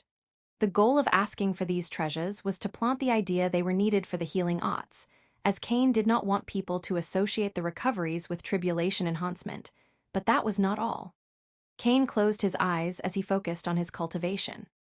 His astral rebirth and essence evolution paths of power grew stronger daily, as both sacred organs were constantly being infused with the starworm essence and starworm blood contained inside the demonic devouring dimension. The fuel these forces provided to Cain's energy pool was much better than high-quality wave crystals, and while there was a finite amount, Cain was sure it would last for at least 4 more months. Since his cultivation base was handled, Cain focused on his constitution and physical might. The most straightforward path would be the cosmic tyrant framework, but that was not possible as Cain had to return the skull to the Fenrir clan before coming to the Gaia continent. While the patriarch of the Fenrir clan had allowed Cain to keep the natural inherentess for 10 years, that was under the condition it remained in the Hyperion continent. Both sides compromised, and Cain returned the natural inheritance with the Cosmi's Tyran framework in exchange for obtaining temporary possession of the 3 space swords. Given that the body refinement art was inaccessible, Cain focused on his primordial path. Cain's ego wave emerged, generating a force field that covered thousands of meters, and soon, the treasures of the 4 elements began to revolve around his figure. The first collapsing lightning pillar and the patriarch of the Egon family glanced at Cain as they saw the 4-element treasures forming a tornado, but did not pay too much attention and focused on their cultivation. Everyone's path was full of secrets, and it was not polite to inquire about it. Thank you for listening to the Age of Chaos audio story. Pixie FM grows with listeners like you. Support the series by sharing it and join our Telegram for the latest updates. Episode number 665, Elemental Manifestation, I. As the tornado of the 4 elements revolved with increasing power, Cain entered elemental resonance and began to absorb natural energy. Once his body was saturated with this power, he trained in the next phase of the foundation stage of the primordial path, elemental manifestation. During elemental resonance, Cain needed to resonate with the natural elements, allowing his body to contain the power of natural energy. Although his body gained certain physical characteristics related to the elements during this phase, they were minor and did not have a significant effect on his battle power. However, things changed once he took the next step and achieved elemental manifestation. Elemental manifestation required Cain to infuse his body with the forces of the 4 elements. Unlike natural energy, which would circulate through his body and energy pool, making him temporarily stronger, this process would permanently infuse the power of the elements into his flesh, blood, and energy pools. To attain elemental manifestation, one would normally need to explore different environments charged with the essence of the 4 elements and slowly draw them into their bodies. Using treasures was not recommended, as assimilating them would add foreign components other than the elemental essence into your body, leading to pollution of your foundation. However, Cain harbored not a single shred of worry. After natural energy had flooded his body, he opened his eyes. The power of his ego wave burst as the concept of gluttony flooded it, making its power skyrocket, and in the process, slowly degrading the treasures inside the red tornado. Although some of these treasures were meant for Apotheosis Realm masters and were as hard as a platinum artifact, Cain's ego wave was able to deploy such a mighty devouring force they could not resist and shattered. It didn't take long for streams of different essences to flood into Cain's body. Some were green, blue, red, and brown, related to the four elements, while others were gray, dark, and so on. They were all mixed, and trying to separate them was nearly impossible, but Cain didn't care and absorbed everything. The elemental essences flawlessly merged with his flesh, blood, and energy according to the guidance and principles described in the primordial path. However, the other essences were not so smooth. Some began to infiltrate Cain's tissues and bloodstream, contaminating them. Trying to determine the affected areas would be challenging, and not even Cain's ego wave could do it, or at least not fast enough to prevent the corruption from spreading. Luckily, the AI chip module had the pseudo-atomic analysis tool, which could mark the contaminated areas without a fraction of a second. Of course, locating them was just part of the problem since Cain still needed to stop the corruption from spreading and eliminating it, and that was where the gluttony concept came into play once more. He sent streams of his ego wave with the power of the gluttony concept and devoured everything contaminated. That meant that from time to time, Cain would be consuming his own flesh and blood, and while that would have a psychological impact on most people, he showed no concern. As for the physical damage, the radiance of life was able to regenerate all the damaged tissues in a few seconds. Days passed, and Cain continued with his training, infusing the elemental forces into his flesh, blood, and energy while using the gluttony concept to devour everything else. By the 11th day, Cain finally opened his eyes as the metric tons of treasure of the four elements were gone, all now inside his body. As Cain clenched his fists and felt the power of the elements running through his flesh and blood, he softly nodded. Good. I've made decent progress. With a few more months of training, I should be able to complete elemental infusion. That would lend my fists the weight of mountains and my steps the elusive nature of the air. Cain rose from his kneeling stance before placing his hand on the ground, and the next second, his ego wave burst with even more strength as essence wave concentrated in his right hand, soon generating a powerful necrotic aura. The moment the necrotic aura emerged, everything it came into contact with began to rot. The spell Cain was using was Death Touch, one of the abilities he learned during his time on the Kronos continent, but never came to use. The spell allowed Cain to use the power of the Law of Death to take away the target's vitality forcefully. Without hesitation, Cain placed his hand against the ground. He drove all his power into the spell, extending the power of Death Touch across every inch of the 500-kilometer forest inside Anga's shadow domain. As the power of Death Touch expanded, consuming the trees and even the earth beneath his feet, Cain felt waves of vitality accumulating inside his body. Yet he could only shake his head, as the effect of the spell was simply too weak, and it filled the air with the stench of death, making it so that nothing could grow in this place in the future. The amount of life Cain could obtain using the concept of gluttony would be much higher and would not wreak havoc on the environment this way. Yet, the corruption and necrotic aura flooding the air and earth was exactly why Cain was doing this. The true Titans noticed the necrotic aura infusing into the death ground in a radius of 500 kilometers, but did not bother with it.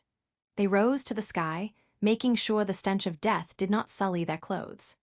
Cain truly exerted himself, devouring the life in the area and flooding the place with the aura of death. After 30 hours, not only was there not a single sliver of life present, but the power of death had impregnated the earth and sky to the point that ordinary people would not be able to survive in this place. Thank you for listening to the Age of Chaos audio story. Pixie FM grows with listeners like you. Support the series by sharing it and join our Telegram for the latest updates. Episode number 666, Commanding the Blood Duke. Usually, such actions would be heavily frowned upon, and considered breaking the codes and rules of the Godslayer humankind empire, since damaging the environment in such a drastic way generates overall damage to all forms of life, including humans, as well as the quality of life wave in the surroundings. However, the north of Gaia was currently in a war, so how could anyone care about that? Especially since the Imperial Court had practically left them to their fate against the Inferno Demon invasion army. It should be enough. After analyzing the terrain, Kane was satisfied and focused on the 6 recovery capsules. He took the Blood Duke, Jessica, and the 4 early Divine Ascension Masters out of the capsules before sending the life force he devoured from this massive forest into their bodies. The sudden infusion of vitality made the group tremble for a moment, and slowly they began to regain consciousness. The one whose condition was the best of the group was the Blood Duke since, although his wounds were the worst, he had received a 21 revolution refinement, and the power of this one was exponentially more potent than a 19 revolution refinement. The Blood Duke slowly opened his eyes, and there was dizziness in them. He remembered his last battle and how he fell unconscious shortly after killing that god from the Abyssal clan, but then all turned black, and he had no idea how he got here. The first thing the leader of the Blood Sea saw was a young man with white hair and golden eyes, and while this one had changed from the last time they interacted, there was no way he would forget that face. Kane. There was shock and confusion in the voice of the Blood Duke. He couldn't help but shout as he saw the young man who was supposed to have perished under the claws of the Blood King. Kane stared at the Blood Duke and simply nodded before gazing at the rest of the Divine Ascension Masters and making sure they were fine. The Blood Duke was full of questions, but before he could open his mouth again, the first collapsing lightning pillar and the patriarch of the Egon family appeared next to the young man. Do not force yourself. I don't know how the battle affected your memories, but you were all in a severe and precarious condition. We have been keeping you in a coma for the past few months as we had no way of healing you. Luckily, the Scarlet King was able to use one of his secret arts to revert some of the damage done to your bodies. The first collapsing lightning pillar's voice was sharp and severe, making it clear to the group that the one responsible for their recovery was none other than the young man. The shock and awe in the Blood Duke exploded as he heard those words and turned to Kane. He was not alone, since the other 5 Divine Ascension Masters were just as shocked to learn that the young man was able to heal them while true Titans could not. The next second, the Blood Duke and the 5 Divine Ascension Masters began to analyze their surroundings, and they immediately noticed the dense aura of death that had seeped into the earth and sky to the point that the air was deadly to weak life forms. Before they could overcome the shock and analyze what was happening, Kane spoke to them. As the first collapsing lightning pillar said, you must not overexert yourselves. What I did right now was just treat your more severe wounds, and you are still far from being completely healed. Although the Divine Ascension Masters were still getting used to the idea that the one who brought them back from the grave was the young man who did not seem to be even 30, they maintained focus and nodded with a solemn expression on their faces. They could feel how their wounds were stable, and a lot of the damage was gone, but they would be lucky to deploy over 30% of their battle strength in that condition. The only one who did not feel that way was the Blood Duke, and the man couldn't help but frown as he perceived his condition was much better than what Kane described, and he could already deploy around 80% of his battle power. However, before the Titan could express his confusion and seek an answer, he heard Kane's voice echoing inside his mind. Play along, do not break the facade. A flash of confusion appeared in the Blood Duke, but he noticed how the first collapsing lightning pillar and the patriarch of the Egon family were discreetly glancing at him. Immediately, he hid his doubts and ensured the state of his life force and body resembled that of the other 5. Kane did not say a word but nodded in his mind as he saw how the Blood Duke could keep the facade so well. Although he did not like the man, he had to admit that the Blood Duke was top tier when it came to schemes and acting. The next second, Kane made 6 red armors with engravings of blood snakes appear. They were all platinum artifacts, not useful for the group, but the purpose was not to help them in battle, but to cover their bodies entirely. We will now return to the collapsing Lightning Alliance headquarters in the Golden Core City. You will use these armors to cover your bodies and faces. During the journey, Allow your energy pool to unleash its radiation so people can perceive your cultivation base, but hide your auras, bloodlines, and anything else that might reveal your identities. Confusion appeared on the faces of the Divine Ascension Masters as they heard those instructions. However, seeing the severe light in the eyes of the first collapsing lightning pillar made it clear to all that it was not a request but a command. Thank you for listening to the Age of Chaos audio story. Pixie FM grows with listeners like you. Support the series by sharing it and join our Telegram for the latest updates. Episode number 667, The Void King Esplite, I. The Void King was on the highest level of a god tower, utilizing the full power of the structure to flood his body with highly dense energy. At this moment, the strongest of the Dark Kings of the organization was fully immersed in recovering, as the damage he suffered during the last skirmish was not minor. Actually, the fight with the collapsing Lightning Duke, and then with the first collapsing Lightning Pillar, only left superficial wounds on his body from which he could completely heal in hours. The actual reason for his deterioration was the backlash he received upon using Stellar Dive, since not only was he forced to overexert his ego wave to push his body and soul to a level capable of that power, but his meridians were barely able to contain the massive burst of energy required by the technique. Suddenly, the Void King's eyes opened, and he saw a figure covered in shadow appear. How did it go? The Shadow King saw the solemn expression in the Void King, and while the man was able to maintain a cool head, he knew this one long enough to see when he was worried. I thoroughly researched the area where Anger's shadow domain took place. The life in the area was totally drained, and that was not all. The power of death had completely impregnated the surroundings. I also detected traces of elemental essence that were left, most likely after the destruction of countless treasures. A deep frown appeared on the Void King's face as he heard those words.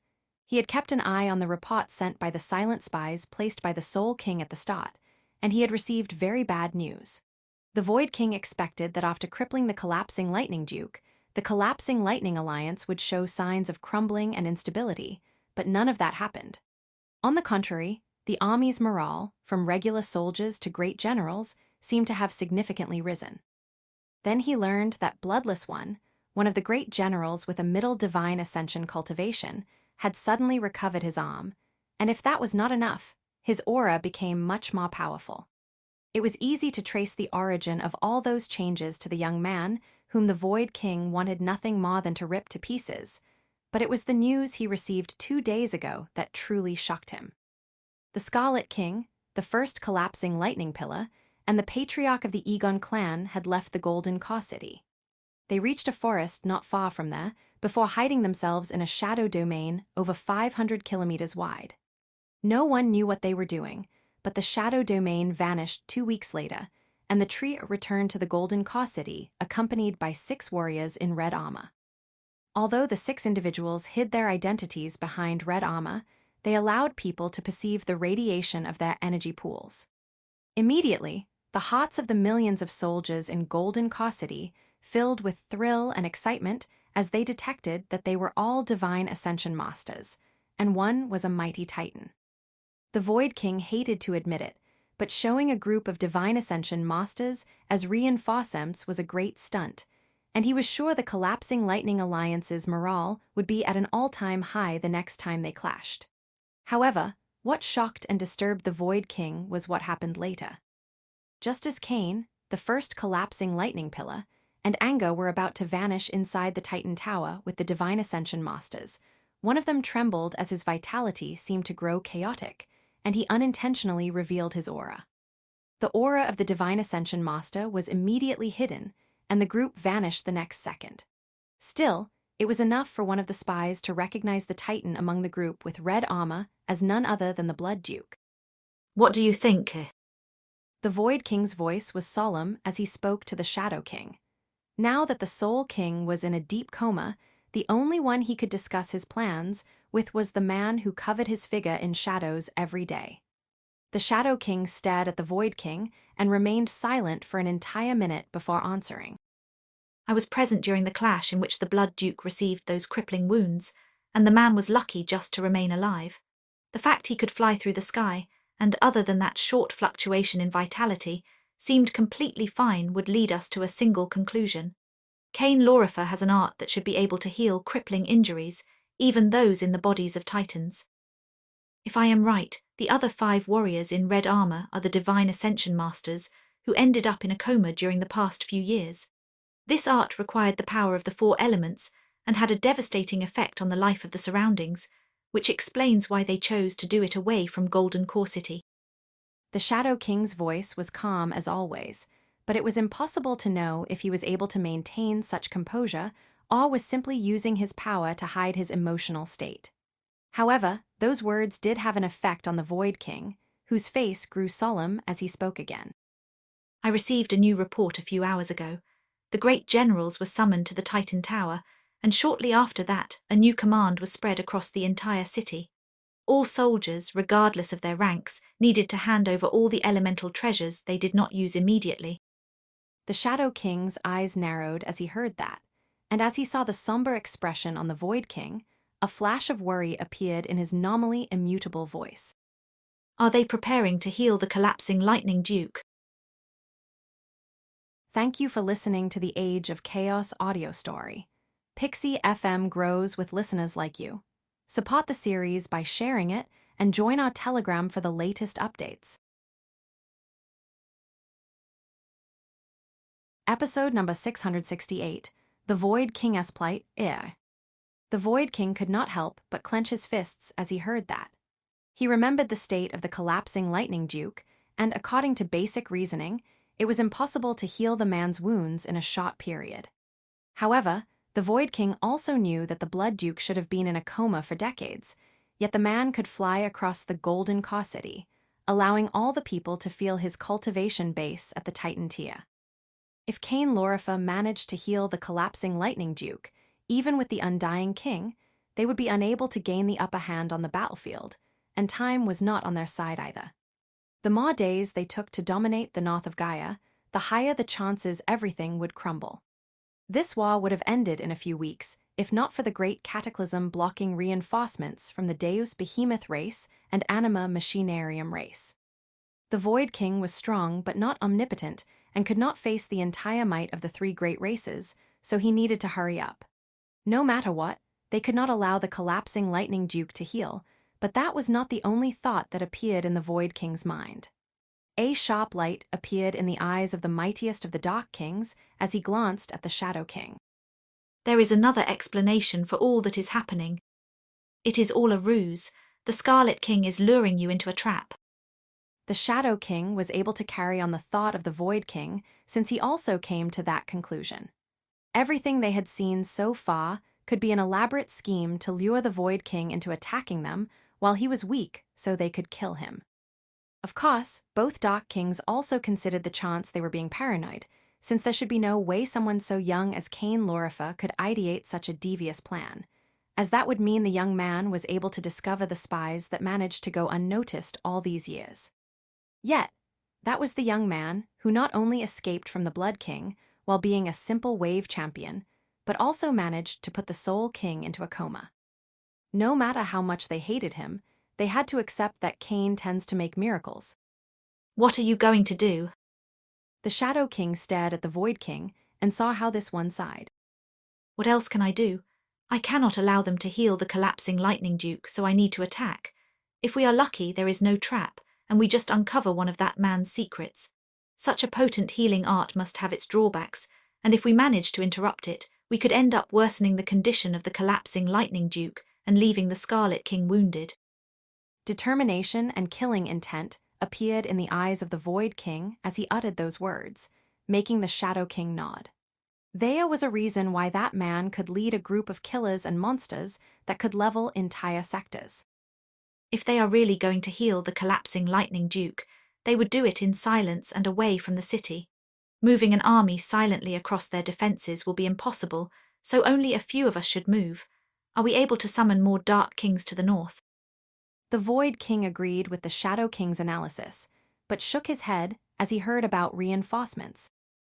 Our friend in the Imperial Court is doing his part, avoiding the mobilization of reinforcements to the north, But if we diminished too much the pressure in the south and west, he would have no way to explain the lack of troops to face the invasion of Inferno demon gods. Just bringing the Undying King to this place was complicated enough and put us in a tight spot. The Shadow King nodded as he understood their situation and was not really hopeful that other Dark Kings could come up. In that case, we must depend on the Inferno demon gods. Will they be up for the task? They have to be. I will make sure they understand the consequences of failure. There was a cold light in the eyes of the Void King. It was clear that, despite fighting on the same side for several years, there was no bond between them, and he only saw those gods as tools that could be easily thrown aside in the quest for victory. We will also need him. The words of the Shadow King made the Void King frown, and the man could only sigh before nodding. The next second, the two Dark Kings vanished from the room and appeared on the lowest level of the God Tower. Rumbles. Rumbles. The sound of flesh hitting metal echoed across the room, and the Dark Kings could not help but frown as they saw the Blood King inside a cage, hitting the metallic walls with pure madness in his eyes. His mind is breaking to pieces. The mental compulsion should not have caused this. The Void King couldn't help but frown as he saw the state of the Blood King. Since they needed the man to fully exert his power, the Void King had brainwashed the Dark King, suppressing his fear and survival instincts.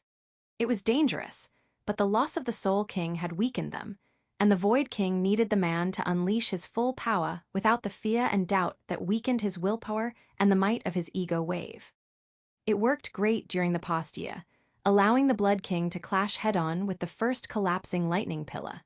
However, after the clash with Cain, the Blood King seemed to have entered a frantic state he could not break free of. Thank you for listening to the Age of Chaos audio story. Pixie FM grows with listeners like you. Support the series by sharing it and join our Telegram for the latest updates.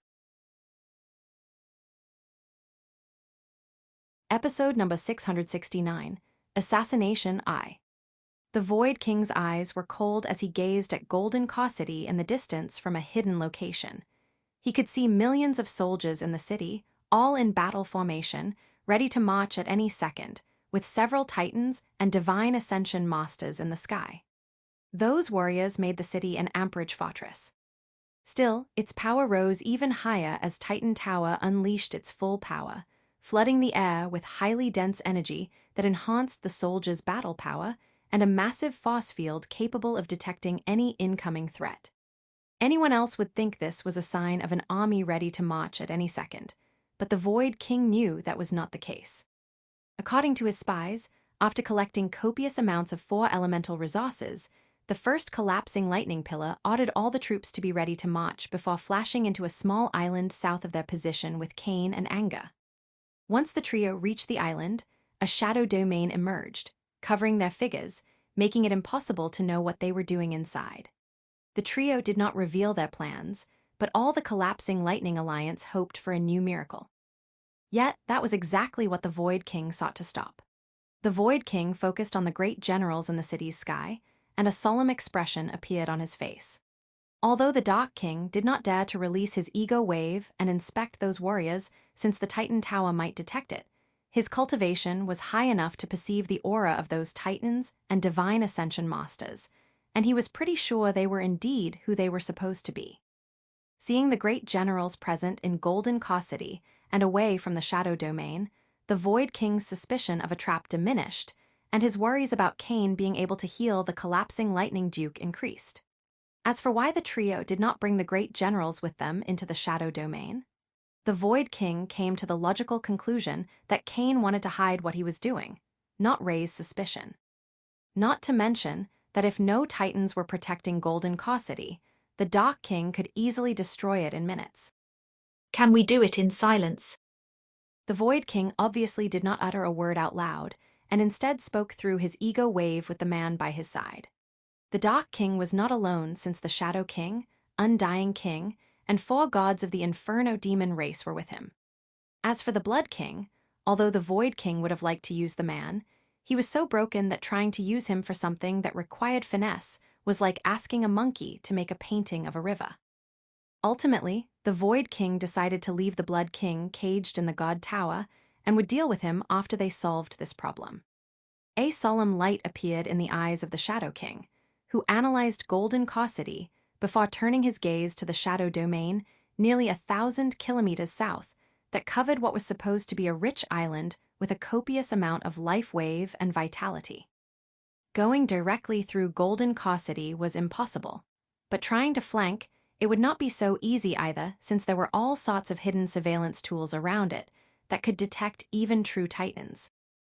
If I deploy my full power, it will barely be able to cover the presence of all 7 of us, as long as all of you focus on hiding your presence to the best of your abilities. However, even then, it will be extremely challenging, and a single flaw will break our cover, and the Titan Tower will detect our presence immediately.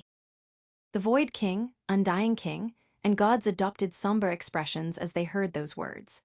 All of them were extremely powerful, but if they were detected, not only would their mission fail, but they would have a hard time returning to the Trinity Dark Towers, having to go through an entire army ready to march into battle at any second. The Void King and Undying King took deep breaths as they used the immense power of peak divine ascension cultivation and soul force to hide their presence. The 4 Inferno demon gods could not match the soul force of the Dark Kings, but they were chosen for this mission for their cloaking abilities. The Shadow King nodded as he saw everybody cloaked their aura and energy before his shadow covered all of them just to vanish the next second. Hidden among the shadows of the trees, rocks, and even insects, the group managed to circumvent Golden Car City and, after an hour, reached an island covered by the Shadow Domain. It would have taken much less if they could move freely, but the group did not have that luxury.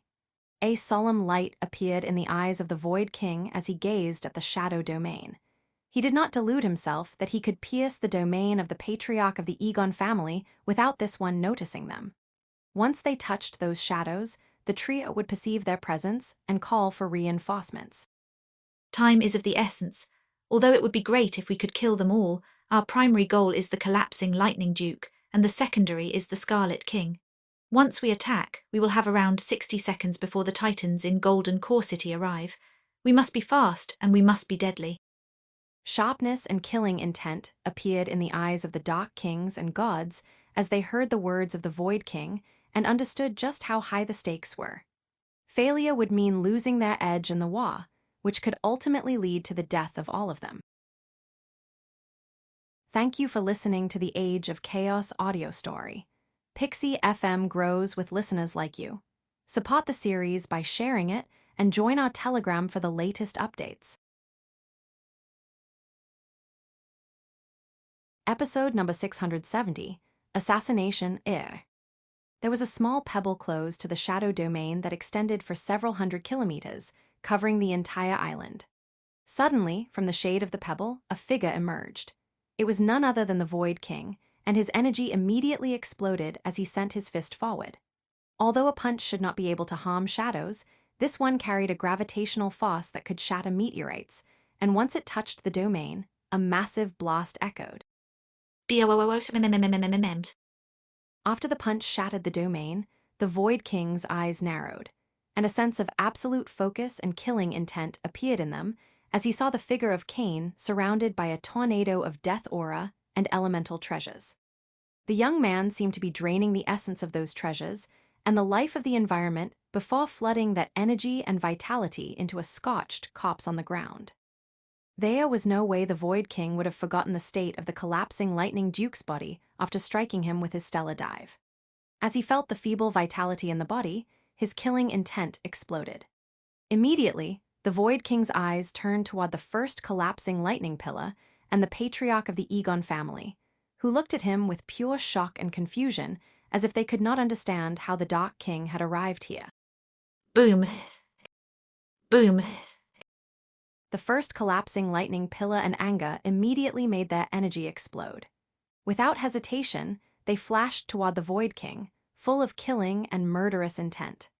The reaction of the true Titans was all the Void King needed to be sure this was not a trap, and they had indeed managed to uncover the enemy's plots, coming just in time to stop it.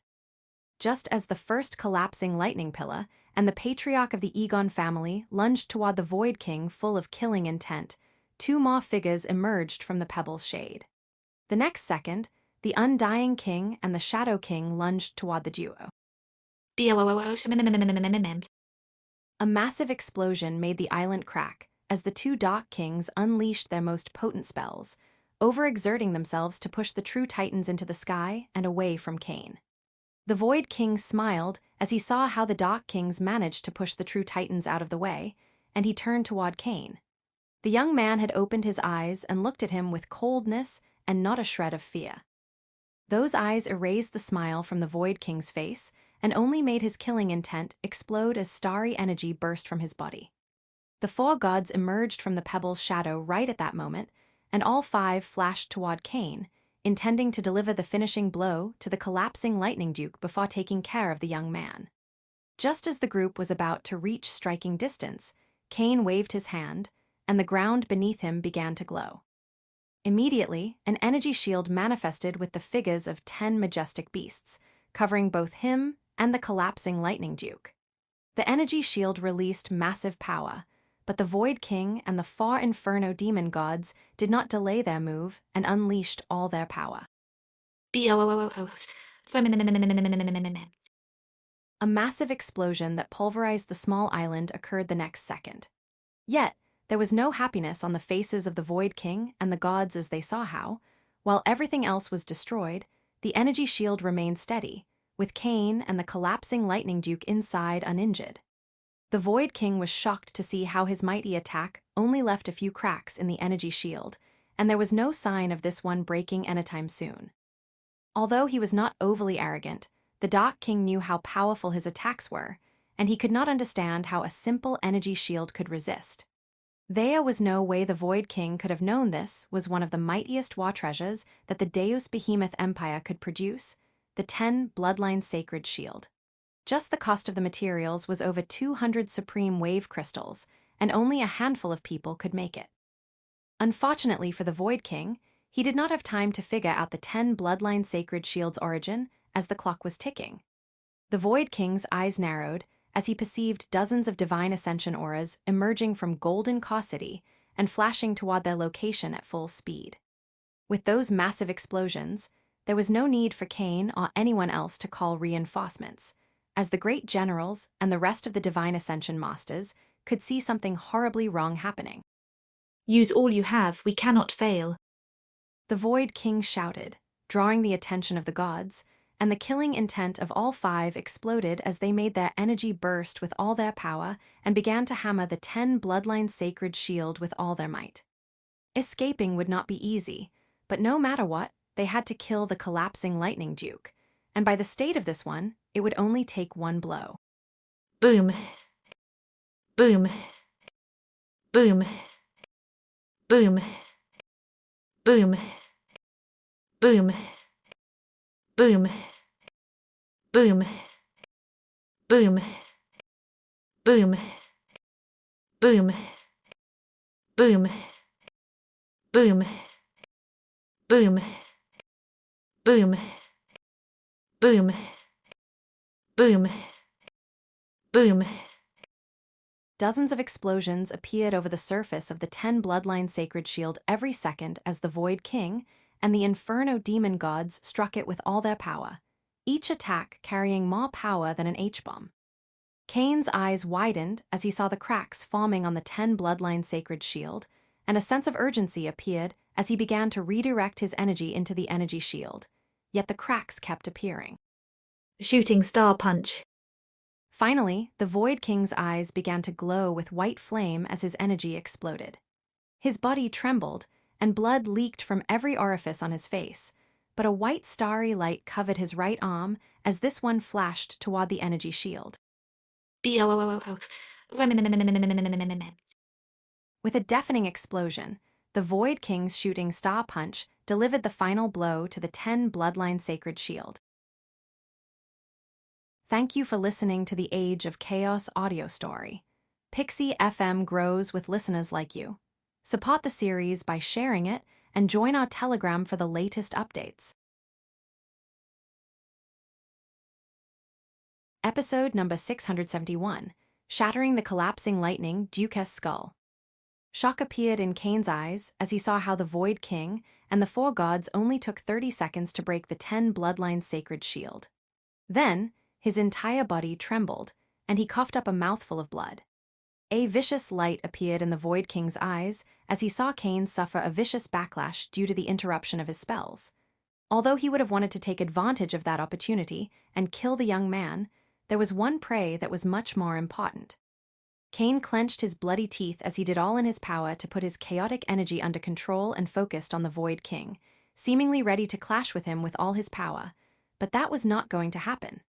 Before Cain could make a move, two gods of the Abyssal clan, one covered in flames and the other in lightning, lunged toward him, tackling him with so much power that they dived into the waters. The Void King smiled as he saw that the last obstacle in his path was removed, and along with the two remaining Inferno demon gods, they lunged toward the collapsing Lightning Duke.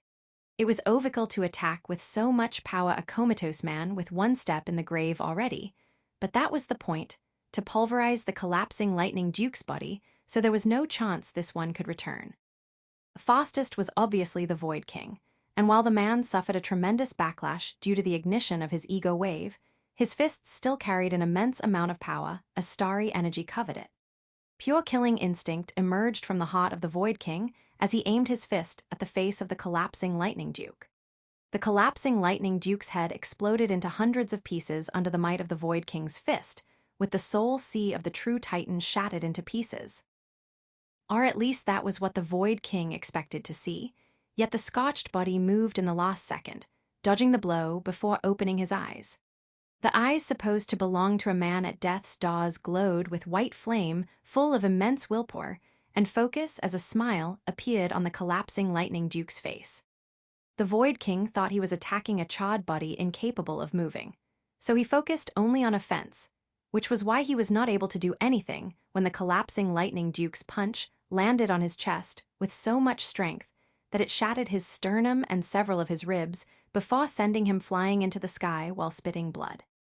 Shock, awe, and confusion appeared in the eyes of the Dark King and the Inferno demon gods as they saw how the scorched skin faded from the collapsing Lightning Duke, revealing a body brimming with power and vitality. The collapsing Lightning Duke could not help but smile when he felt the bones of the Void King breaking under his fists, and without delay, turned toward the two gods that had lunged toward him with killing intent. Panic and dread appeared in the eyes of the gods as they understood the strength of the man before them, and not even working together could match him. Yet, they were too close and were unable to avoid a blast of dark lightning landing on their bodies and sending them flying away with severe injuries. The Void King felt crippling pain in his chest, but he was able to endure the agony of having his ribs shattered and regain control over his body. He focused on the collapsing Lightning Duke with a sense of disbelief and shock. Even when he considered this to be a trap, he never expected the man to have already healed. The idea of killing the collapsing Lightning Duke overcame the Void King's rational mind, as he ignored everything else in pursuing that goal, going to the extreme of overexerting himself once more to break that barrier just to receive a horrible strike the next second. And if things were bad, they could always get worse. Boom. Boom. Two explosions echoed thousands of meters beneath the water, and the Void King could perceive how two titans appeared out of nowhere and were fighting the abyssal gods that had lunged toward Cain. Howdy. The Void King could not help but shout with shock as the ones that appeared were none other than the Blood Duke and the Sector Duke of the Golden Caw sector, Holland. He had clearly seen the Duke floating in the sky of Golden Caw City and perceived their auras, so he could not understand how they were also here. Cain rose to the sky, and there was no sign of weakness on his face, and it was clear that the backlash of before was just a ruse. He focused on the Void King and saw the confusion on the man's face. He understood the Dark King's confusion, as there was no way the Void King would have known Cain had access to the Soul King's skills and could disguise the aura of two normal Divine Ascension Masters as that of the Great Generals. It was not easy, and Cain could only do it with two people, but it was enough. Of course, he would not explain anything about that, and the only emotion in his eyes was killing intent as his power exploded, with his skin turning red and his astral wave and essence wave bursting with all their power. The Void King could not contain the hatred that burned inside his heart, as he was sure the responsible for all this was the young man, and he wanted nothing more than to rip his limbs one by one. However, survival would be a challenge right now, as he felt how the collapsing Lightning Duke rose to the sky, and the duo was blocking his exit paths. Thank you for listening to the Age of Chaos audio story. Pixie FM grows with listeners like you. Support the series by sharing it and join our Telegram for the latest updates. Episode number 672, Facing the Void King Head-On. The Shadow King and Undying King were just as shocked as everybody else to see the collapsing Lightning Duke display so much power, while two titans had been hiding this entire time. Soon, dread appeared in the Dark King's eyes as they saw the Void King surrounded by the collapsing Lightning Duke and the Scarlet King. Although they knew the Void King was immensely powerful, he was clearly enduring a severe backlash and might not be able to resist the duo's onslaught. Unfortunately, the Shadow King and Undying King could do nothing to assist the Void King in his fight. Just as the duo had blocked the first collapsing lightning pillar and the patriarch of the Egon clan from helping Cain before, now the tables had turned. Cain and the collapsing Lightning Duke did not hesitate for even a second. The moment their energy pools peaked, they flashed toward the Void King with nothing but killing intent. The Void King was barely able to process the situation in which he found himself when he saw a punch bathed in dark lightning aiming at his temple, while a kick covered in solar fire and spatial storms flashed to his lower abdomen. Those attacks not only carried immense power and martial skill, but were fired with such precision and teamwork that they arrived in front of the Void King simultaneously. Despite his wounds and the sense of shock that assailed his soul, the Void King was able to react. A powerful starry energy covered his entire body as he used his right arm to protect his temple and raised his leg to stop the kick. Boom. Boom. Two explosions echoed in the sky at the same time as the Void King managed to resist the punch and kick. His entire body trembled, and blood leaked through the corner of his mouth, but still, he was able to face the duo. Or at least that was what the Void King thought, since he had barely blocked the kick to his lower abdomen when Cain's entire body rotated. A second kick flashed to his face, and he could not block it this time. Boom. An explosion of solar force and spatial energy blasted in the face of the Void King, sending him flying away and hindering his vision. How did he overcome my stasis armor? That thought appeared in the Void King's mind as he was sent hurtling into the sky and focused on regaining control over his body. One of his unique abilities was the generation of a gravity force field that covered his body and not only acted as armor, but also delayed the movement of everyone that came into contact with it. The collapsing Lightning Duke was able to overcome it since the man also mastered the power of gravity in his attack, but the Void King did not feel such might in Cain's body. What the man did not know was that Cain's body could align with the fabric of space thanks to the Cosmic Tyrant framework, which allowed him to ignore the gravity force field. However, the Void King did not have time to figure that out, as the moment he regained his vision, he saw the collapsing Lightning Duke diving toward him. The next instant, a falling knee bathed in dark lightning crashed into the chest of the Void King, shattering even more bones in his chest and pushing him into the sea. Boom. After the Void King was sent into the sea, Cain flashed toward him, and a second explosion was heard. A vacuum formed in the water as the Dark King and Scarlet King's fists clashed, generating shockwaves that pushed the waves away. Cain could not help but tremble as his fists collided with that of the Void King, and he felt his bones would shatter before being sent flying away. Even with all his injuries, the Void King was much more powerful than him. Luckily for Cain, he was not alone. The Void King was honestly surprised by Cain's strength, but he was not able to focus on the young man since he felt the collapsing Lightning Duke appear behind his back. The collapsing Lightning Duke sent a ferocious blow toward the Void King, and this one turned around just in time to use his arms as a shield. Boom. A new explosion that generated a massive vacuum in the sea formed once the collapsing Lightning Duke landed on the arms of the Void King and sent this one flying away. The Void King felt how that blow generated minor fractures in his arms, but was also happy since it sent him flying away and in a direction outside of the battlefield. He could use the impulse of the collapsing Lightning Duke's strike to attempt to escape. However, before the Void King could even try that, Cain appeared on his route, blocking the path out of the battlefield before sending a rotating kick toward him. The Void King could not regain control over his body in time, so the kick landed straight on his back, making the sound of more bone cracking emerge from his body before flying into the car of the battlefield. An expression of rage and agony appeared on the Void King as he clenched his bloody teeth to forcefully regain control over his body, just in time to respond to the incoming punch of the collapsing Lightning Duke. Boom. An explosion of starry energy and black lightning flooded the sky as both men were pushed in different directions. The Void King gained a second to breathe as the collapsing Lightning Duke and the Scarlet King flanked him once again. His eyes burned with willpower as it was clear he would not simply give up, but that did not mean he did not understand the danger.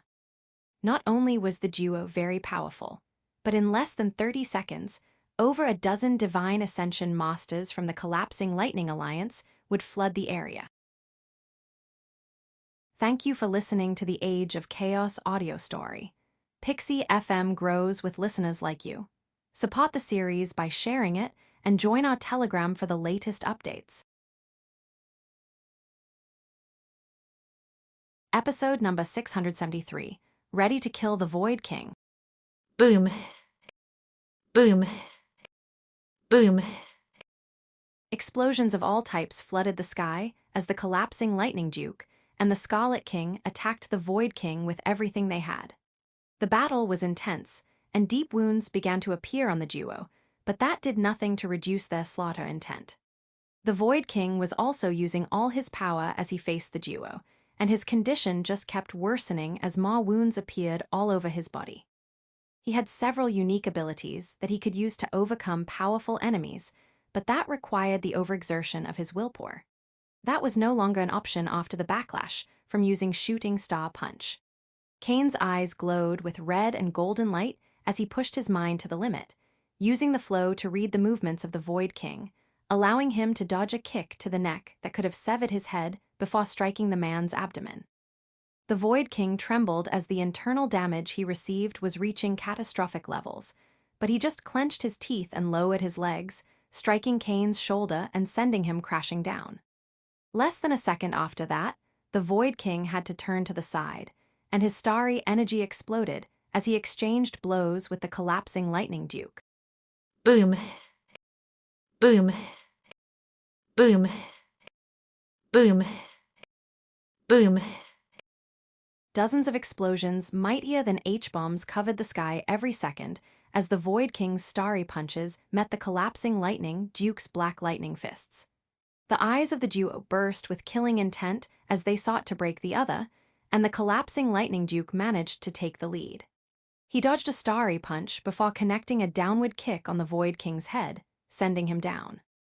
The blast of dark lightning and brain trauma affected the senses of the Void King, so by the time he regained his focus, Cain had already emerged from the bottom of the sea and connected both fists on his back. Solar Space Storm. A cannon of solar energy and spatial force blasted point blank on the Void King's back, scorching the skin and making those destructive energies flood his inner organs before sending him back to the sky where the collapsing Lightning Duke was waiting for him. The collapsing Lightning Duke's eyes burned with killing intent as he saw the figure of the Void King, and a massive amount of dark lightning concentrated in his hand as he flashed down, ready to intercept the man and destroy his brain. However, just as the collapsing Lightning Duke was about to reach the Void King, the eyes of this one regained their focus, and a flash of madness appeared in them along with a burst of white flames, and he struck toward the incoming threat. The collapsing Lightning Duke's eyes widened as he saw the fist covered in white starry energy coming towards him. He was surprised the Void King could still unleash so much power and was forced to intercept the blow with his own. Boom. An explosion of dark lightning and white starry energy shattered space as the collapsing Lightning Duke and the Void King were pushed in different directions. The Dark King used the chance to regain control over his body, and a crazy expression appeared on his face as blood kept leaking from his eyes and ears, making clear just how much brain damage he had suffered. Cain had already risen to the sky, but did not lunge toward the Void King as he felt the aura of this one weakening, but the madness in his eyes made him take things with caution. It was not wise to underestimate to what extremes a conned enemy would reach, and he was not willing to sacrifice his life to take down the Void King. The Void King could not control his breathing and felt so much pain that he thought he would black out at any second, but despite his feral state, he could still think. However, that did not help much since he could analyze his situation, which was not good. The Divine Ascension Masters of Golden Ka City had finally managed to arrive. The great generals had already neutralized the gods that the collapsing Lightning Duke sent flying away with his punches, while the Blood Duke and Holland were completely suppressing the other two Abyssal Clan gods. The Shadow King and Undying King were still fine, but the Void King noticed how the duo intentionally moved the battle away and was sure they were already preparing to escape. He looked around and saw how the collapsing Lightning Duke and the Scarlet King blocked his escape routes.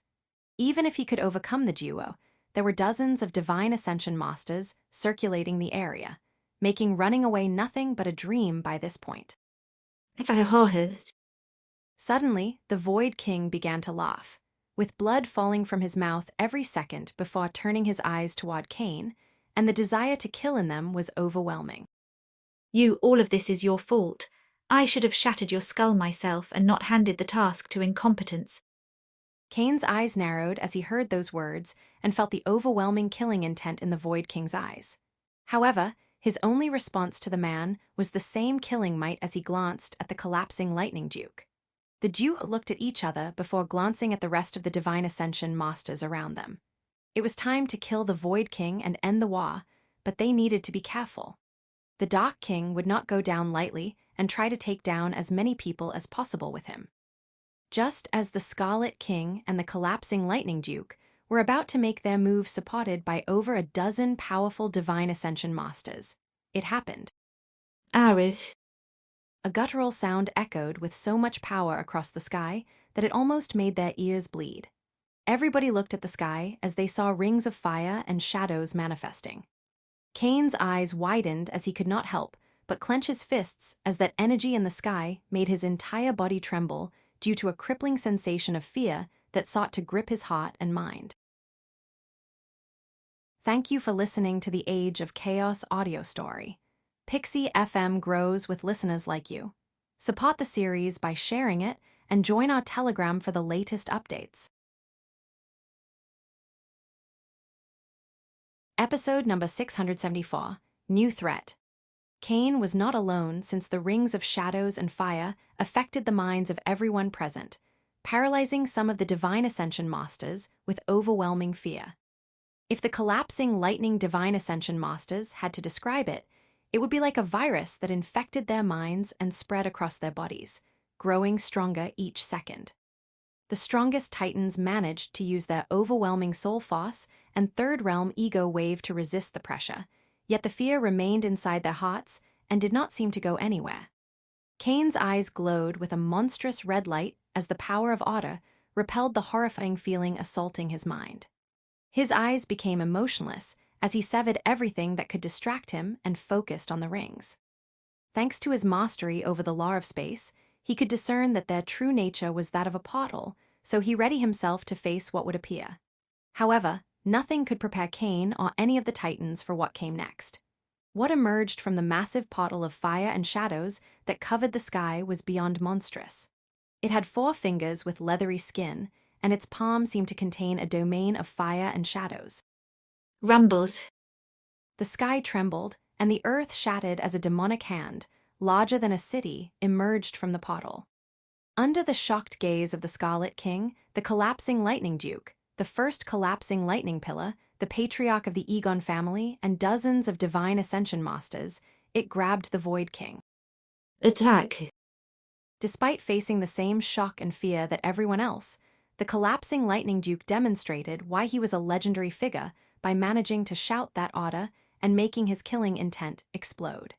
He did not know the origin of the monstrous hand, but was determined not to let it take the Void King out of the battlefield. Cain's eyes burst with even stronger power as he heard the collapsing Lightning Duke's order. The whole strength of his ego wave was unleashed, emitting a shining golden light that washed over the battlefield. Radiance of valor. As the radiance of valor washed over the Titans and Divine Ascension Masters, they regained their focus, and the fear weakened, allowing their willpower to explode along with their energy as they followed the collapsing Lightning Duke's command. No one dared to approach the demonic hand, unsure of its powers, so they kept their distance and fired attacks with all they had. Beams and energy blasts were fired toward the demonic hand, soon covering it in waves of chaotic and destructive energy to the point it was obscured from view. The collapsing Lightning Duke raised his fist, stopping the attack and gazing at the chaotic energy storms covering the demonic hand. As it vanished, a sense of shock and dread filled his heart as their barrage of attacks, which could have leveled a quarter of a sector, barely inflicted superficial wounds on the demonic hand. Before the collapsing Lightning Duke or the Scarlet King could do anything else, the demonic hand pulled back into the portal of shadows and fire, vanishing from the battlefield along with the Void King. Once the demonic hand disappeared, the portal glowed for a second before blasting to pieces, generating a shock wave that spread in every direction at a shocking speed, so fast that no one could dodge it.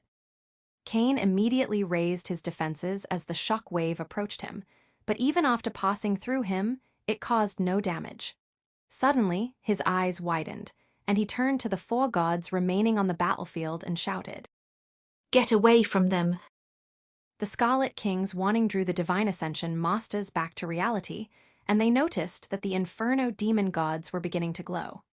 Immediately, they followed Cain's instructions and moved away from the gods. However, before the great genes could get too far, every single one of the gods exploded, detonating all the energy inside their bodies in a single blast.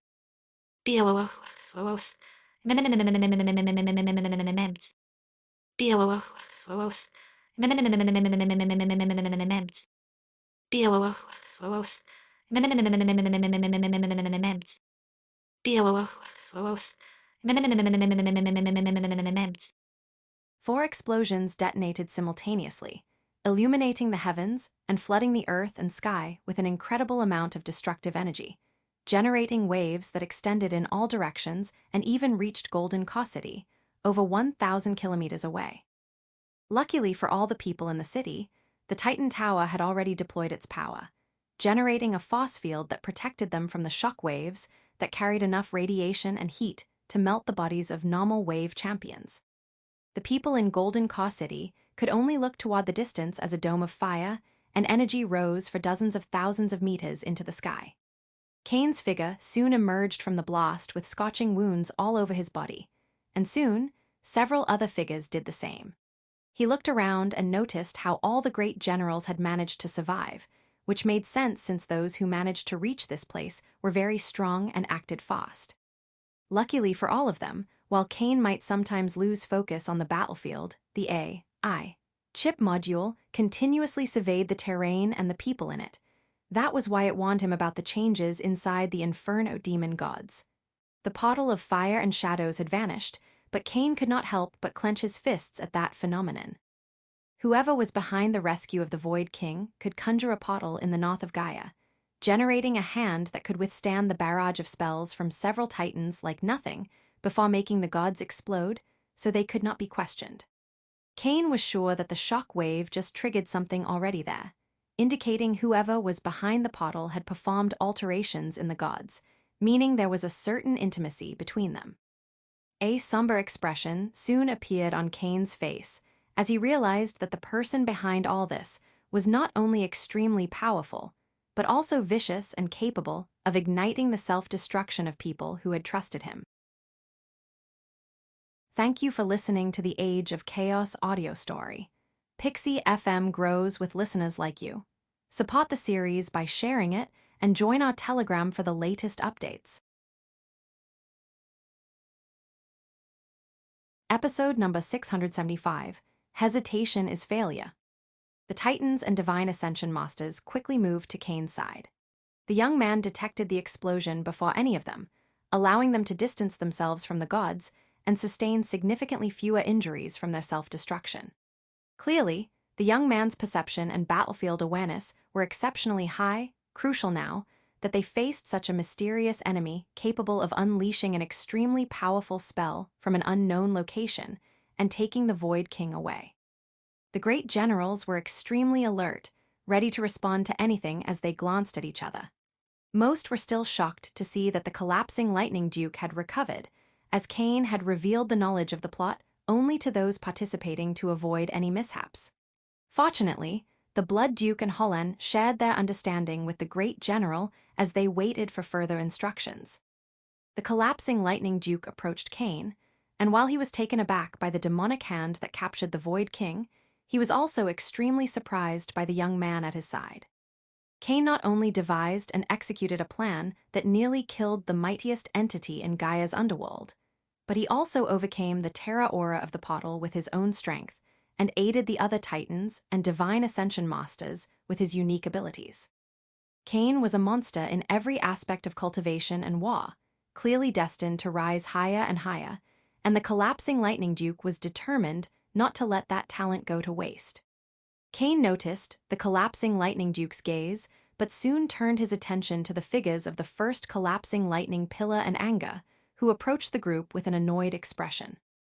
Although the duo's fight with the Dark Kings had moved far from the battlefield's core, they reached Cain and the others in less than 10 seconds. The Shadow King covered the undying kind with his power, and the duo escaped. We were distracted by the Shadow Flame portal, and they used the self-destruction of the gods as a distraction to escape from our perception. The collapsing Lightning Duke nodded at Anga's words, not blaming him since their goal was never the Shadow King or Undying King. Hunting them down was futile. If the Shadow King chose to hide, trapping him would be impossible without sealing the entire Golden Core sector and painstakingly patrolling every square inch of terrain. Such a task would require the full power of the entire collapsing Lightning Alliance, and while killing the Shadow King and Undying King would harm the enemy, it would not stop the war. What do you think we should do? The great generals were slightly surprised that the collapsing Lightning Duke would seek Cain's advice openly. It was not the fact of asking for advice, but the fact the collapsing Lightning Duke sought Cain before anyone else elevated the young man's status within the collapsing Lightning Alliance to possibly even higher than the true Titans. The first collapsing Lightning Duke and Anga showed small smiles, unfazed by the Sector Duke seeking Cain's advice instead of theirs.